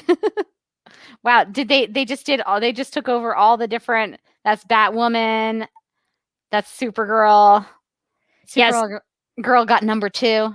So they had a coordinated effort, which I thought was actually pretty smart. You really had smart. all the shows kind of gathering and around to follow it, you'd have to kind of follow all of the accounts, which is a great way to get you to follow all the counts. Yep, that's a smart way to get people to hit that follow button. You gotta follow if you want to know all these Easter eggs, or just follow the hashtag. You could do that too. Did you pick up on any additional Easter eggs besides those ones? There are some, and we'll talk about them because there's a lot of them, and I'm going to try to get through them as fast as I can. I don't have a lot of.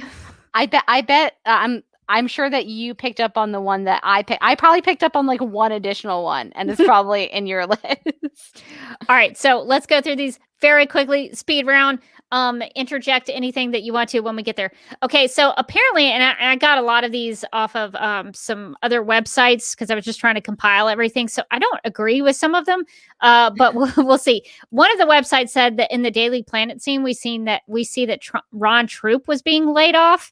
I didn't see Ron Troop at all. I don't know what that website is talking about. The character who was laid off, I think his name was Wit. So Yeah. I don't think that was Ron Troop. If somebody saw a Ron Troop let me know. So I thought that was weird. They mentioned Ron Troop. I would love to see Ron Troop, but I don't think he was in the episode. Lois and General Lane both used Superman signals to get Superman's attention.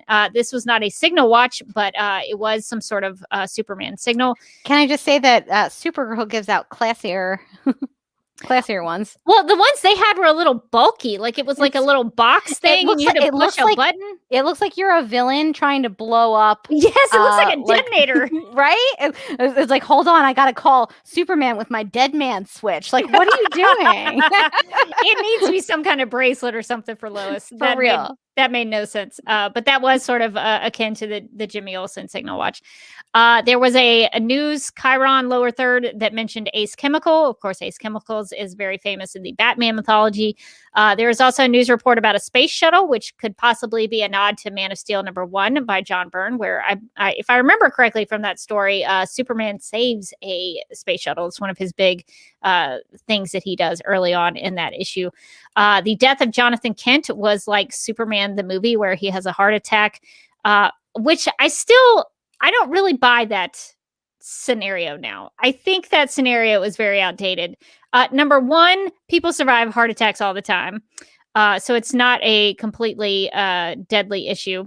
And number two, why couldn't Clark just run him to the hospital?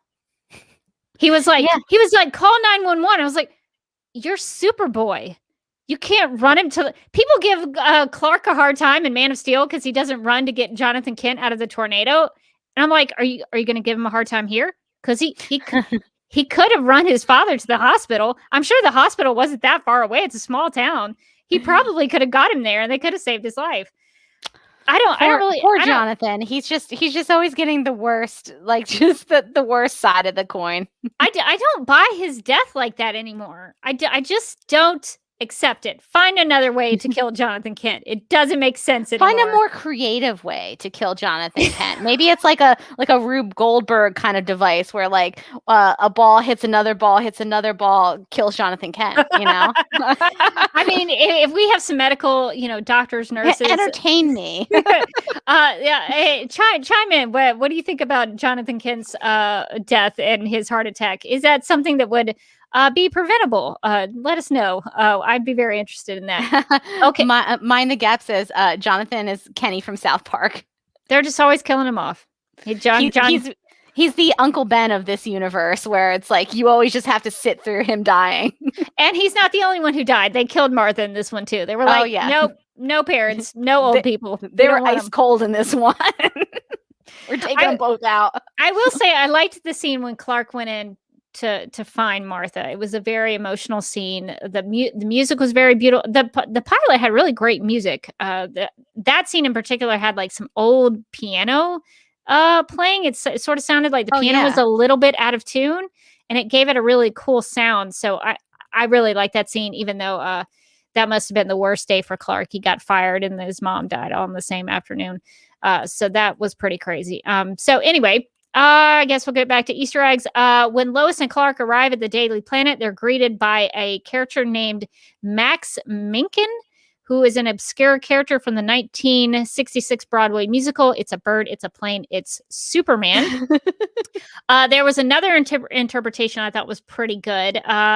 Let's see.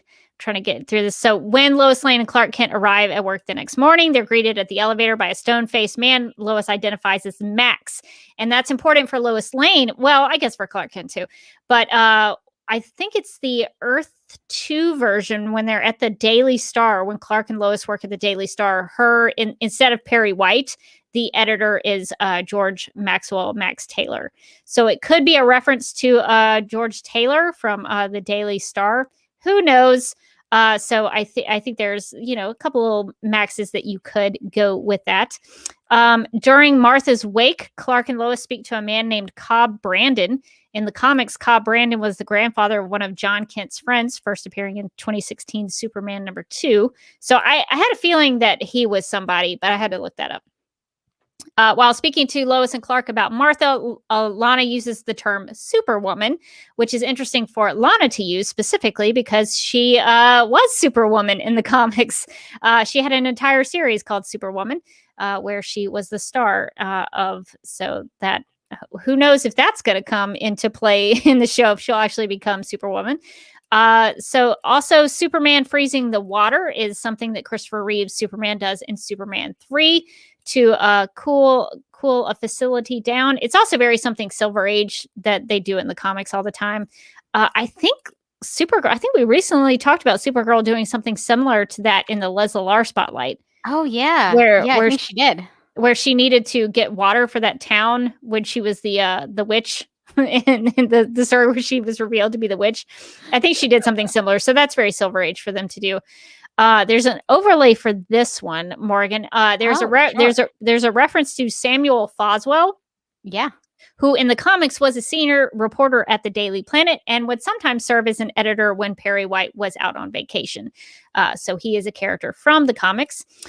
Jonathan says that an Inkstrom said that he might not be starting anymore because he missed practice all week. I don't know for sure if this is the Inkstrom they're talking about, but there is an Inkstrom in DC Comics who is a character named Curtis Inkstrom, a.k.a. Dr. Alchemy.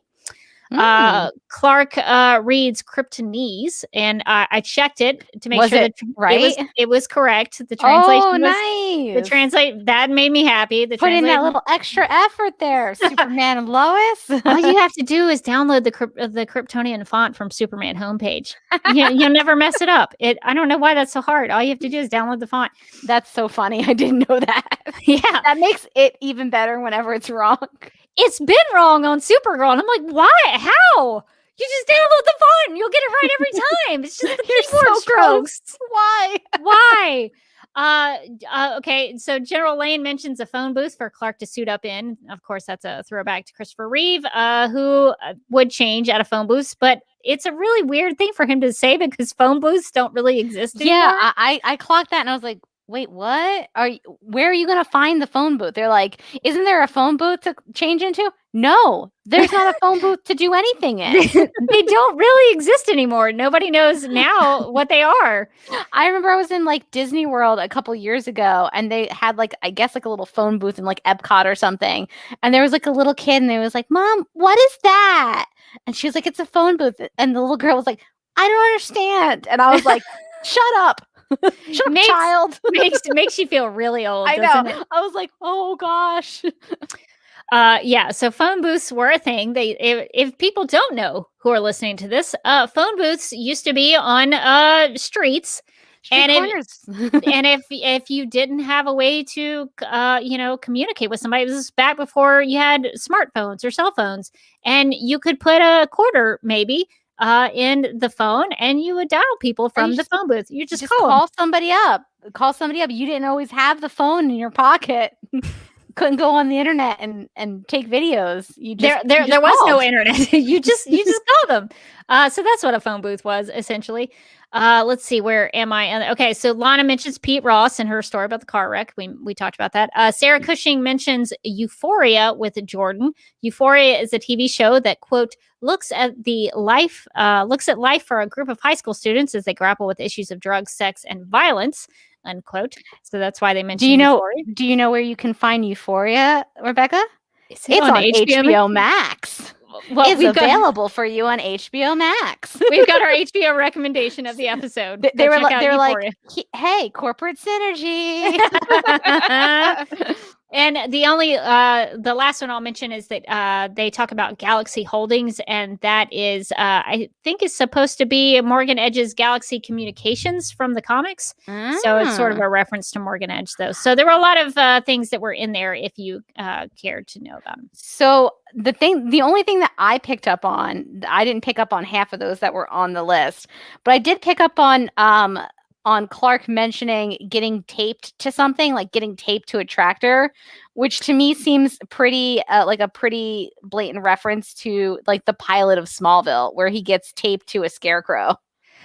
Yes, and people don't like to talk about it because it's a Christian reference and it's an obvious crucifixion. But I've learned over the years people don't like that. I'm like, okay, you must not like Superman then, because that happens a lot. Yeah, I was gonna say I think the issue is that they feel like it's kind of overdone in Superman. Is that imagery, just because it is. It's in all the different Superman stuff. I'm like, I'll take it. Give me all of it. I will take it. Yeah, so it did sort of have that Smallville vibe to it for sure. Yeah, I was like, oh hey, finally, watching all those years of Smallville is paying off in the one or two Smallville references I picked up on in this pilot. All right, well, I guess we could do some just final thoughts. So, Morgan, are you going to keep watching Superman and Lois? That's a good question. Because. Not because I hated the pilot, but because I am behind in everything that I watch pretty much. Like, I haven't caught up with Batwoman this season at all. It's all just sitting on my DVR. I'm like, ages behind in so many shows that I don't podcast about regularly. So do I want to watch more Superman and Lois? Yeah. I want to see like what this show becomes and if it becomes more interesting to me personally. Will I? That's up in the air. I don't know. It's an honest answer. I appreciate that. Yeah. I will probably keep watching it just because it's connected to the Supergirl universe. I think it's enough that I would probably watch it anyway, but I am curious to see what especially if they do a Leslie Lar character. I'm curious to see. Oh yeah, I gotta get in there for Leslie Lar, definitely. So I'll let you know if there's anything that like you have to see, and maybe we'll circle back at the end of the season and see what we think about it. I feel like I want to watch like the next couple just to see like what the show becomes, because it's really hard to judge a TV show off of a pilot. Like, there are so few shows that have phenomenal pilots and then become phenomenal TV shows. Like, we can't all be Lost. So like 9 times out of 10, like the pilot's usually kind of like so, because it's the pilots are doing a lot of heavy lifting. They're introducing you to like the premise of the show and all the characters, but they have to do it in a way that's organic, but also they have to tell you the backstory, which, nobody walks up to you and goes, "This is my wife. I met her." Then we got married. Then we had twins. Surprise! And you're like, sir, this is a Denny's. So like, it's not natural dialogue that they have to like sprinkle into pilots. So I really feel for like when you see a great like A+ quality pilot, it's usually the exception. Like, I feel like with the streaming shows now, like they don't have like their pilots aren't as painful because their pilots are usually just like kind of a slow continuation of the show.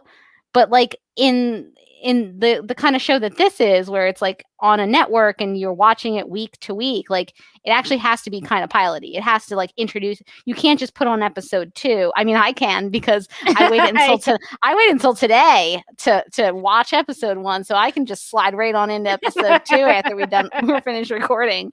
But generally speaking, you can't. So like you have to give somebody enough to hold them to come back. And I think the performances in this are strong. I think that that Tyler and I think her nickname's Bitsy, which I think is adorable. I feel like why isn't that name more popular? I think that they're great, and like I'm interested to see where those characters go, and I'm kind of interested to see what they do with this sort of like broken down. It's like 10 years later and things have gotten real rough in Smallville.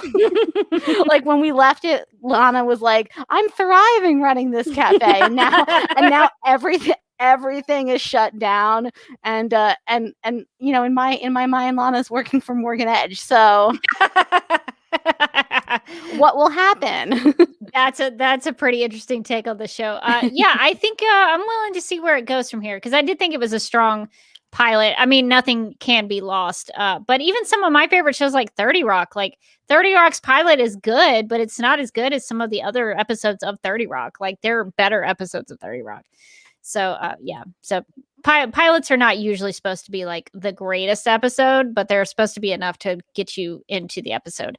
Not like the event pilot. I don't know if did you ever watch the pilot of The Event from NBC? God, yes. It was terrible. That was like one of the worst pilot. It went from one time period to one time period to another time period to another. I was like, I don't know what's happening in this show. Wasn't that when they were trying to make everybody was trying to make their own Lost? Yes. And so, that's exactly what it was. That was a dark time in television because, as it turns out, it's not easy to make your own Lost. And when you mess up a Lost, it becomes a very bad show.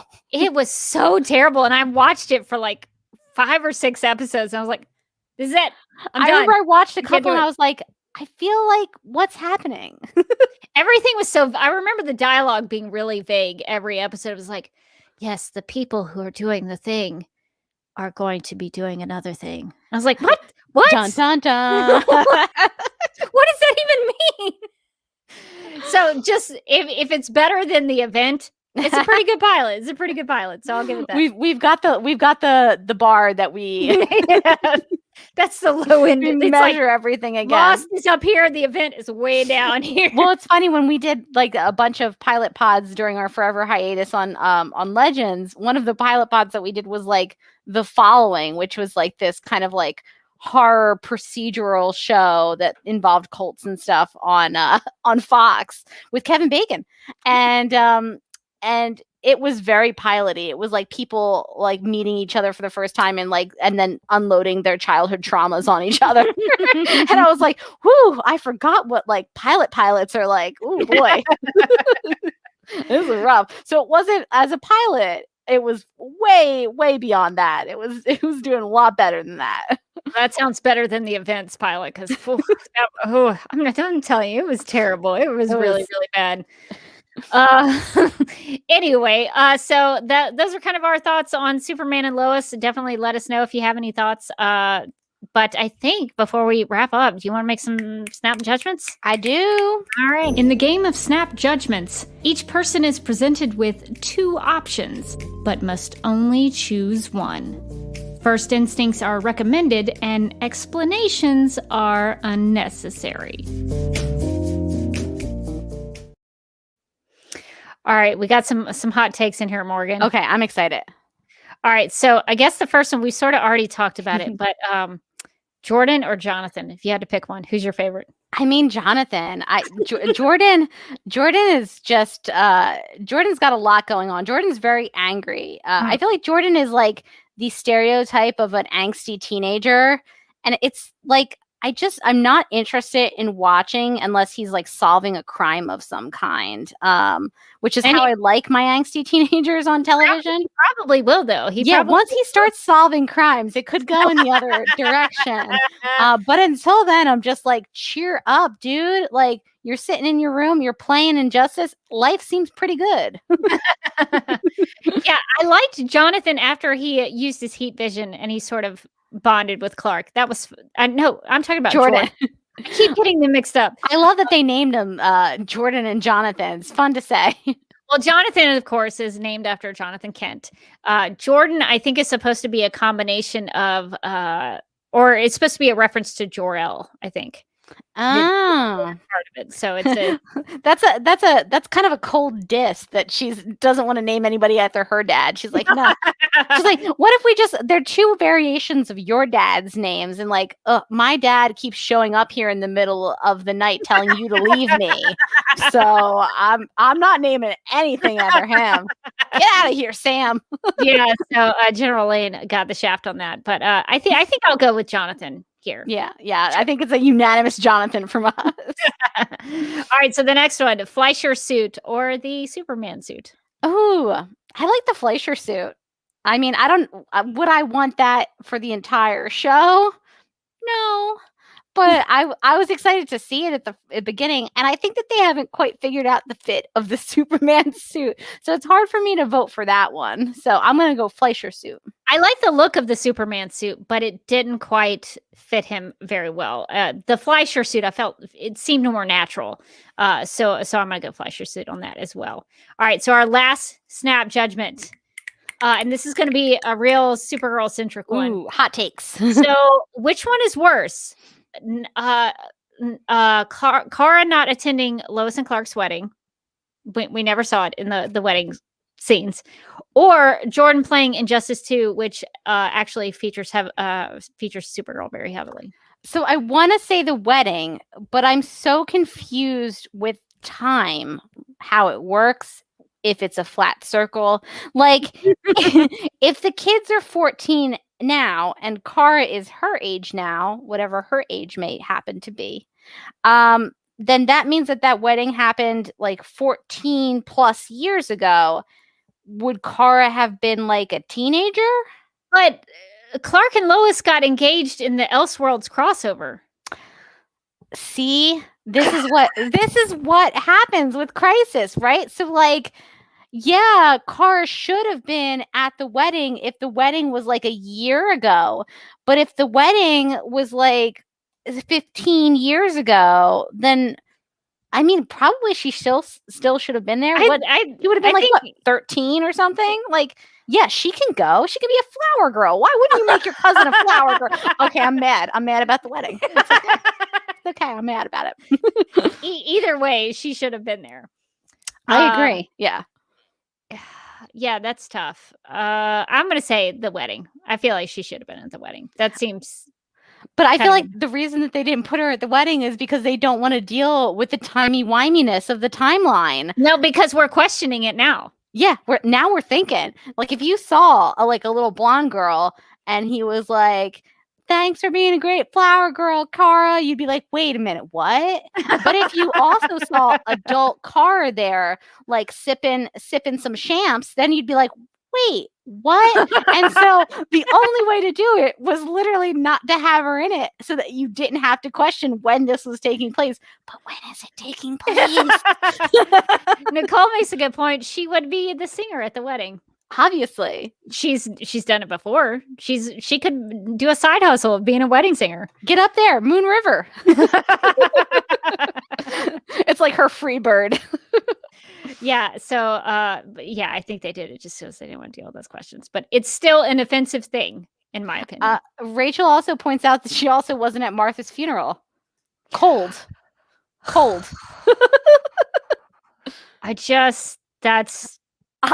want it to turn out that Kara and Clark have like a deep-seated animosity that they haven't worked through yet or something, because it's the only thing that explains anything at this point. It's like secretly I kind of hate him.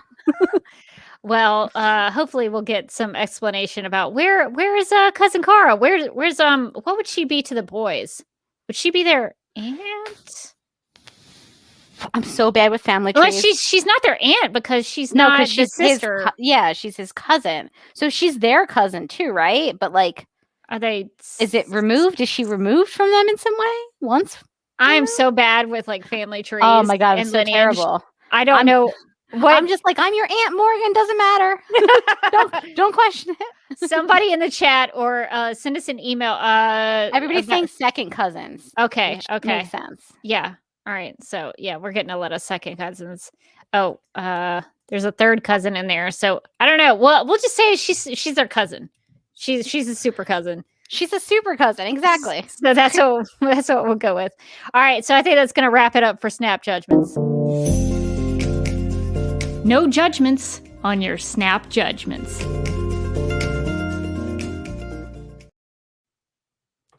Okay, cool. And we also got some listener feedback. We received an email from Deb who writes, I'm devastated I didn't find this podcast earlier. I've spent the past 2 months watching Supergirl from the beginning for the first time in order to watch season 6 live and be on the internet as the meme culture happens. I mean, yeah, meme culture is pretty fun. I just started season 5 yesterday and I listened to your corresponding episode and it was so hilarious. It was like a really fun 2 hours of hilarious and actually insightful commentary. I'm almost tempted to rewatch from the beginning and listen to your episodes in between. Great podcast, and I'm excited to keep listening. Oh, thanks, Deb. I love getting emails where it's like people are jumping on in season 5 because I just kind of imagine that like our audience is our audience, but like people are finding the podcast because people are finding the show. People are just skimming through Netflix going, oh God, I've watched everything. I can't watch another Tiger King. And then they find Supergirl. And then they get into Supergirl. And then they're like, I wonder if there's a podcast about it. And it's like, oh wow, there's 100.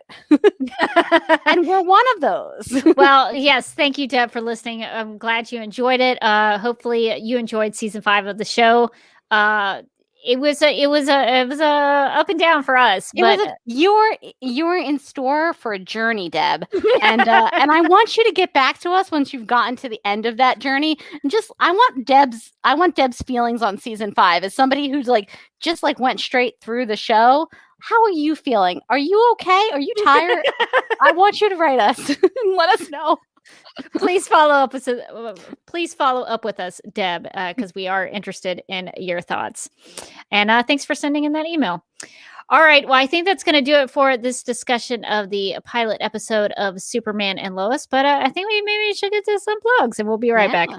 If you would like to contact Supergirl Radio, you can post a comment on our website at supergirlradio.com. You can email us at supergirlradio@gmail.com. If you'd like to leave us a voicemail, you can call us at 678-718-7252 and make sure to write and call in before Tuesdays at 6:30 p.m. Eastern. You can like us on Facebook and follow us on Twitter and Instagram, all at Supergirl Radio. You can listen to us on Apple Podcasts, Stitcher, iHeartRadio, Google Podcasts, Radio Public, Podchaser, and Spotify, where we also have a Spotify playlist that includes music featured on and inspired by the CW Supergirl TV series. We are listed on DC's fan page, which you can find at dccomics.com/DC-fans. If you like what we do, we encourage you to give us a rating and write us a review on Apple Podcasts and Stitcher. You can find links to everything I just mentioned on supergirlradio.com on the right side of the page. If you enjoy our Supergirl Radio live streams, make sure to subscribe to the DC TV Podcast YouTube channel and hit that notification bell to get notified when we go live and wired. DC TV Podcast also has a TeePublic store, so if you are in need of some new DC TV related t-shirts, tank tops, sweatshirts, onesies, mugs, notebooks, pillows, or stickers, go to supergirlradio.com and click on the TeePublic store link at the top of the page. Supergirl Radio is part of the DC TV Podcast Network, so if you also like The Flash, Legends of Tomorrow, Black Lightning, Titans, Doom Patrol, Batwoman, Stargirl, Superman and Lois, and the upcoming Green Lantern, Justice League Dark, and Strange Adventure shows, and DC TV After Dark, you can subscribe to the DC TV Podcast Mega Feed on Apple Podcasts. Follow at DC TV Podcasts on Twitter, and like DC TV Podcasts on Facebook, or else. This has been a message from Hope, inhabiting the Flash vessel, also known as New Rachel. That's still so good. Never gets old. All right. Well, speaking of the TeePublic store, I just want to remind everybody we do have a TeePublic store that's got some Lois and Superman things in it. The Lois Lane is really good. Yeah, so we've got some Lois shirts, we've got some Daily Planet shirts, we've got tons of Superman, Lex Luthor shirts. So definitely go hang out in our TeePublic store and see if we have anything in there you want to check out. All right. Well, I guess we'll get to our plugs. For me, you can find me on Instagram at the Derby Kid. I've been really experimenting with a lot of photography apps lately. Maybe a little too many. I've got a little too wild about it. Never. I've really been liking all the different variations of the photo, but then there's the ones where things are moving just softly, and I'm like, ooh. I'm like, where did these spotlight things come from? I don't remember putting those in there. I don't know how that happened. So if you want to follow my photography journey where I'm discovering things, check me out on Instagram at the Derby Kid. I'm also on YouTube at youtube.com/duckmilkprod. I also want to mention, and I'm going to try to pull up a video off of YouTube. So we're going to experiment, see if this is going to work. Exciting. Because The Fakest Season 3 starts this week. I think this week? You might be able to find it on the website now, but definitely subscribe on your podcast app of choice. Listen to the Facus with an I. Oh, And, I am seeing that the first episode is live as of like today, I think. So and this episode is about my character Leanne Snyder, and it features Morgan and me in a scene together, and we butt heads a little bit. And I do kind of betray her a little bit. So if you want to hear some of that, you can definitely go ahead and subscribe. And I talked about it last night on a live special that I did with Bill Meeks. So I was going to pull up a little clip, see if we can play it here. I haven't done this before on StreamYard, so we're going to try this and see how it goes. So I'm going to talk a little bit about that scene with Morgan. I had a couple that I really enjoyed doing. Oh, did it stop? Glennon, Who is my co-host on Supergirl Radio. She's great. I got to record with her. We did a scene together.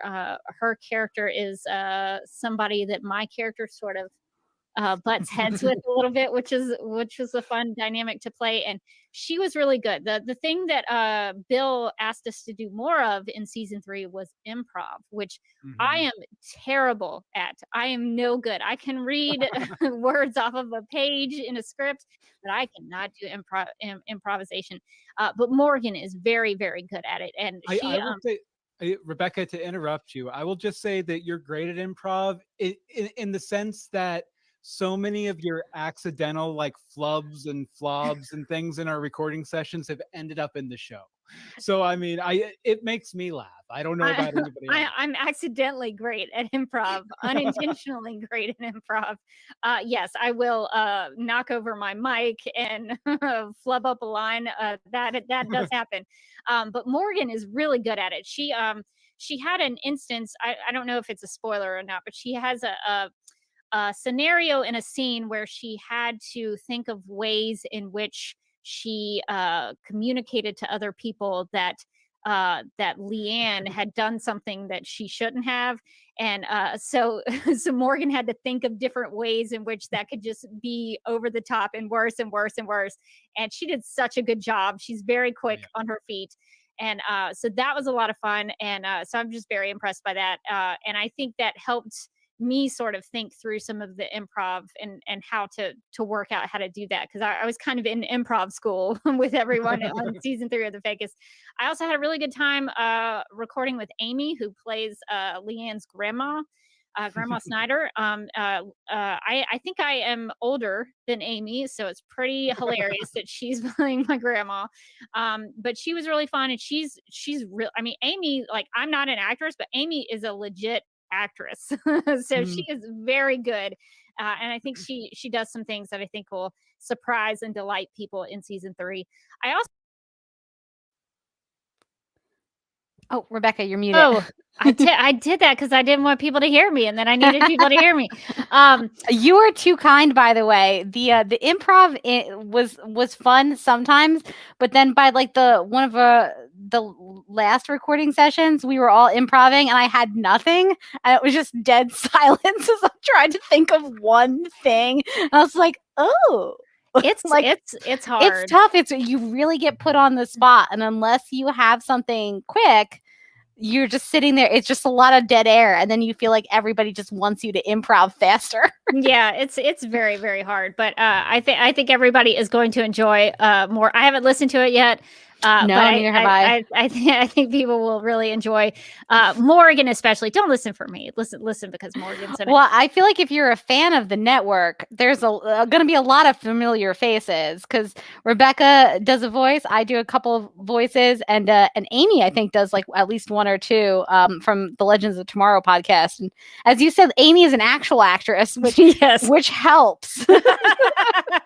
I just do a bunch of like weird voices, like over the top voices. At one point, we were recording something, and Phil was like, "I'm going to stop you because your accent just traveled all the way down,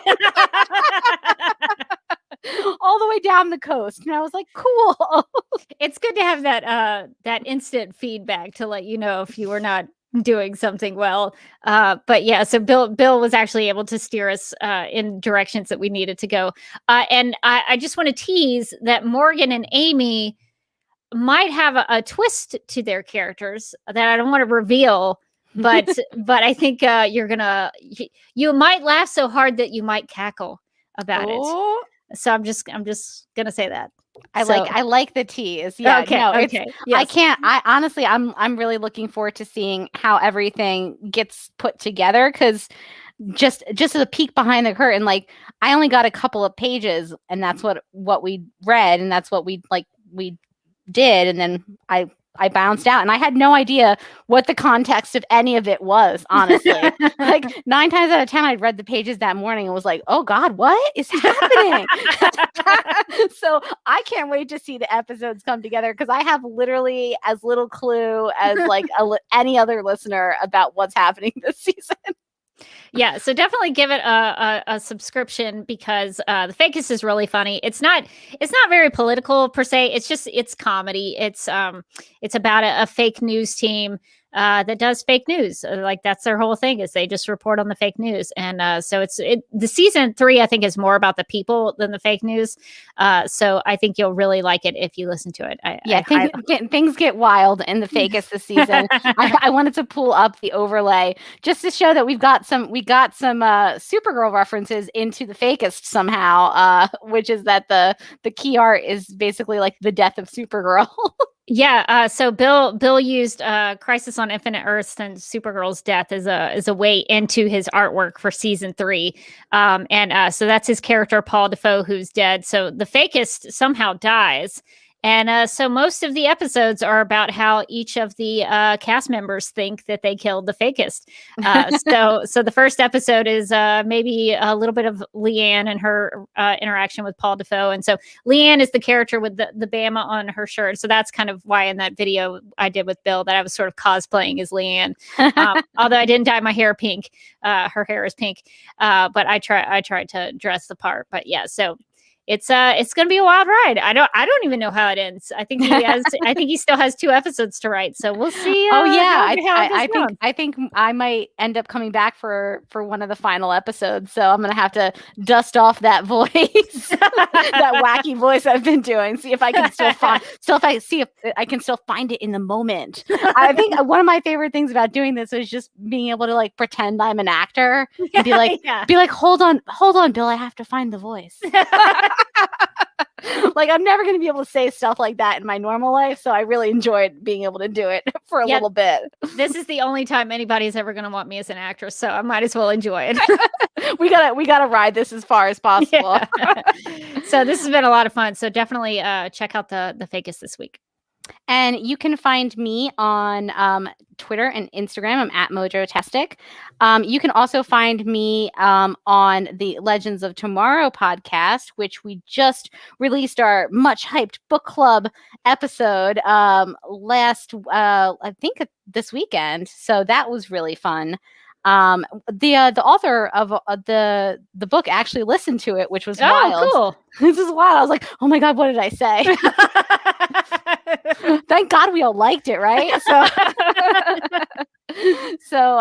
that was really fun. So we also threw it out, like if people want to send us books, if we do a future book club, because the show's now coming back at some point. We know that for a fact. So our forever hiatus is ending. Speaking of our Patreon for Supergirl Radio, we just launched one as well for Legends of Tomorrow. So you can check that out at patreon.com/Legends of Tomorrow podcast. And you can see we have, all of the levels and everything like that. And we've gotten a couple supporters, especially today. It's been kind of wild. I was like, I can't believe that people are doing it. I'm like, oh my God, look, we got another one. It's been really exciting. It's been like, those counter things that every now and then you refresh and you see like it go up a little bit and you're just like, whoa. So that's been exciting. And then you can also find me on DC TV After Dark, which spoiler alert, there might be a familiar face from this podcast besides me. on DCTV After Dark. We decided that our own, for that podcast, our own forever hiatus had gone on too long. And we were like, it's been like 5 months. Let's put out another let's go crazy and put out another podcast. So we should be, we're recording with Rebecca pretty soon. So that'll be a fun one for Supergirl Radio listeners. I've already, because I like to prepare. I've already gone through the questions you all normally ask, and I've already decided what my answers are. So I'm that's prepared. so funny. Well, I was telling Rebecca's like, I'm gonna have to put my doc together, and I was like, well, Rebecca, we don't, for DCTV After Dark, we don't share the doc because we like put in random stuff we don't want you to know about ahead of time. And she's like, oh no, I meant my own doc. I was like, of course. I like to prepare. I don't like to come in without any kind of preparation. So I gotta have some. All right. Well, I think that's gonna do it for this episode of Supergirl Radio. But until next time, I'm still Rebecca Johnson. And I'm still Morgan Glennon. And remember, no one ever dreams about the problems, but every life has them, even the extraordinary ones.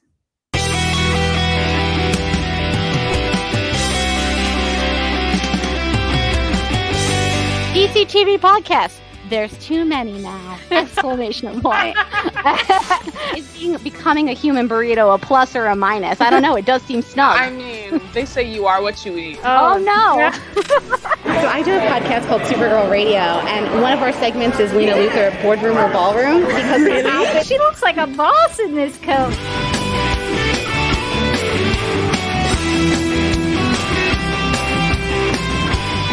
Is Nasty Luthor like a different Luthor?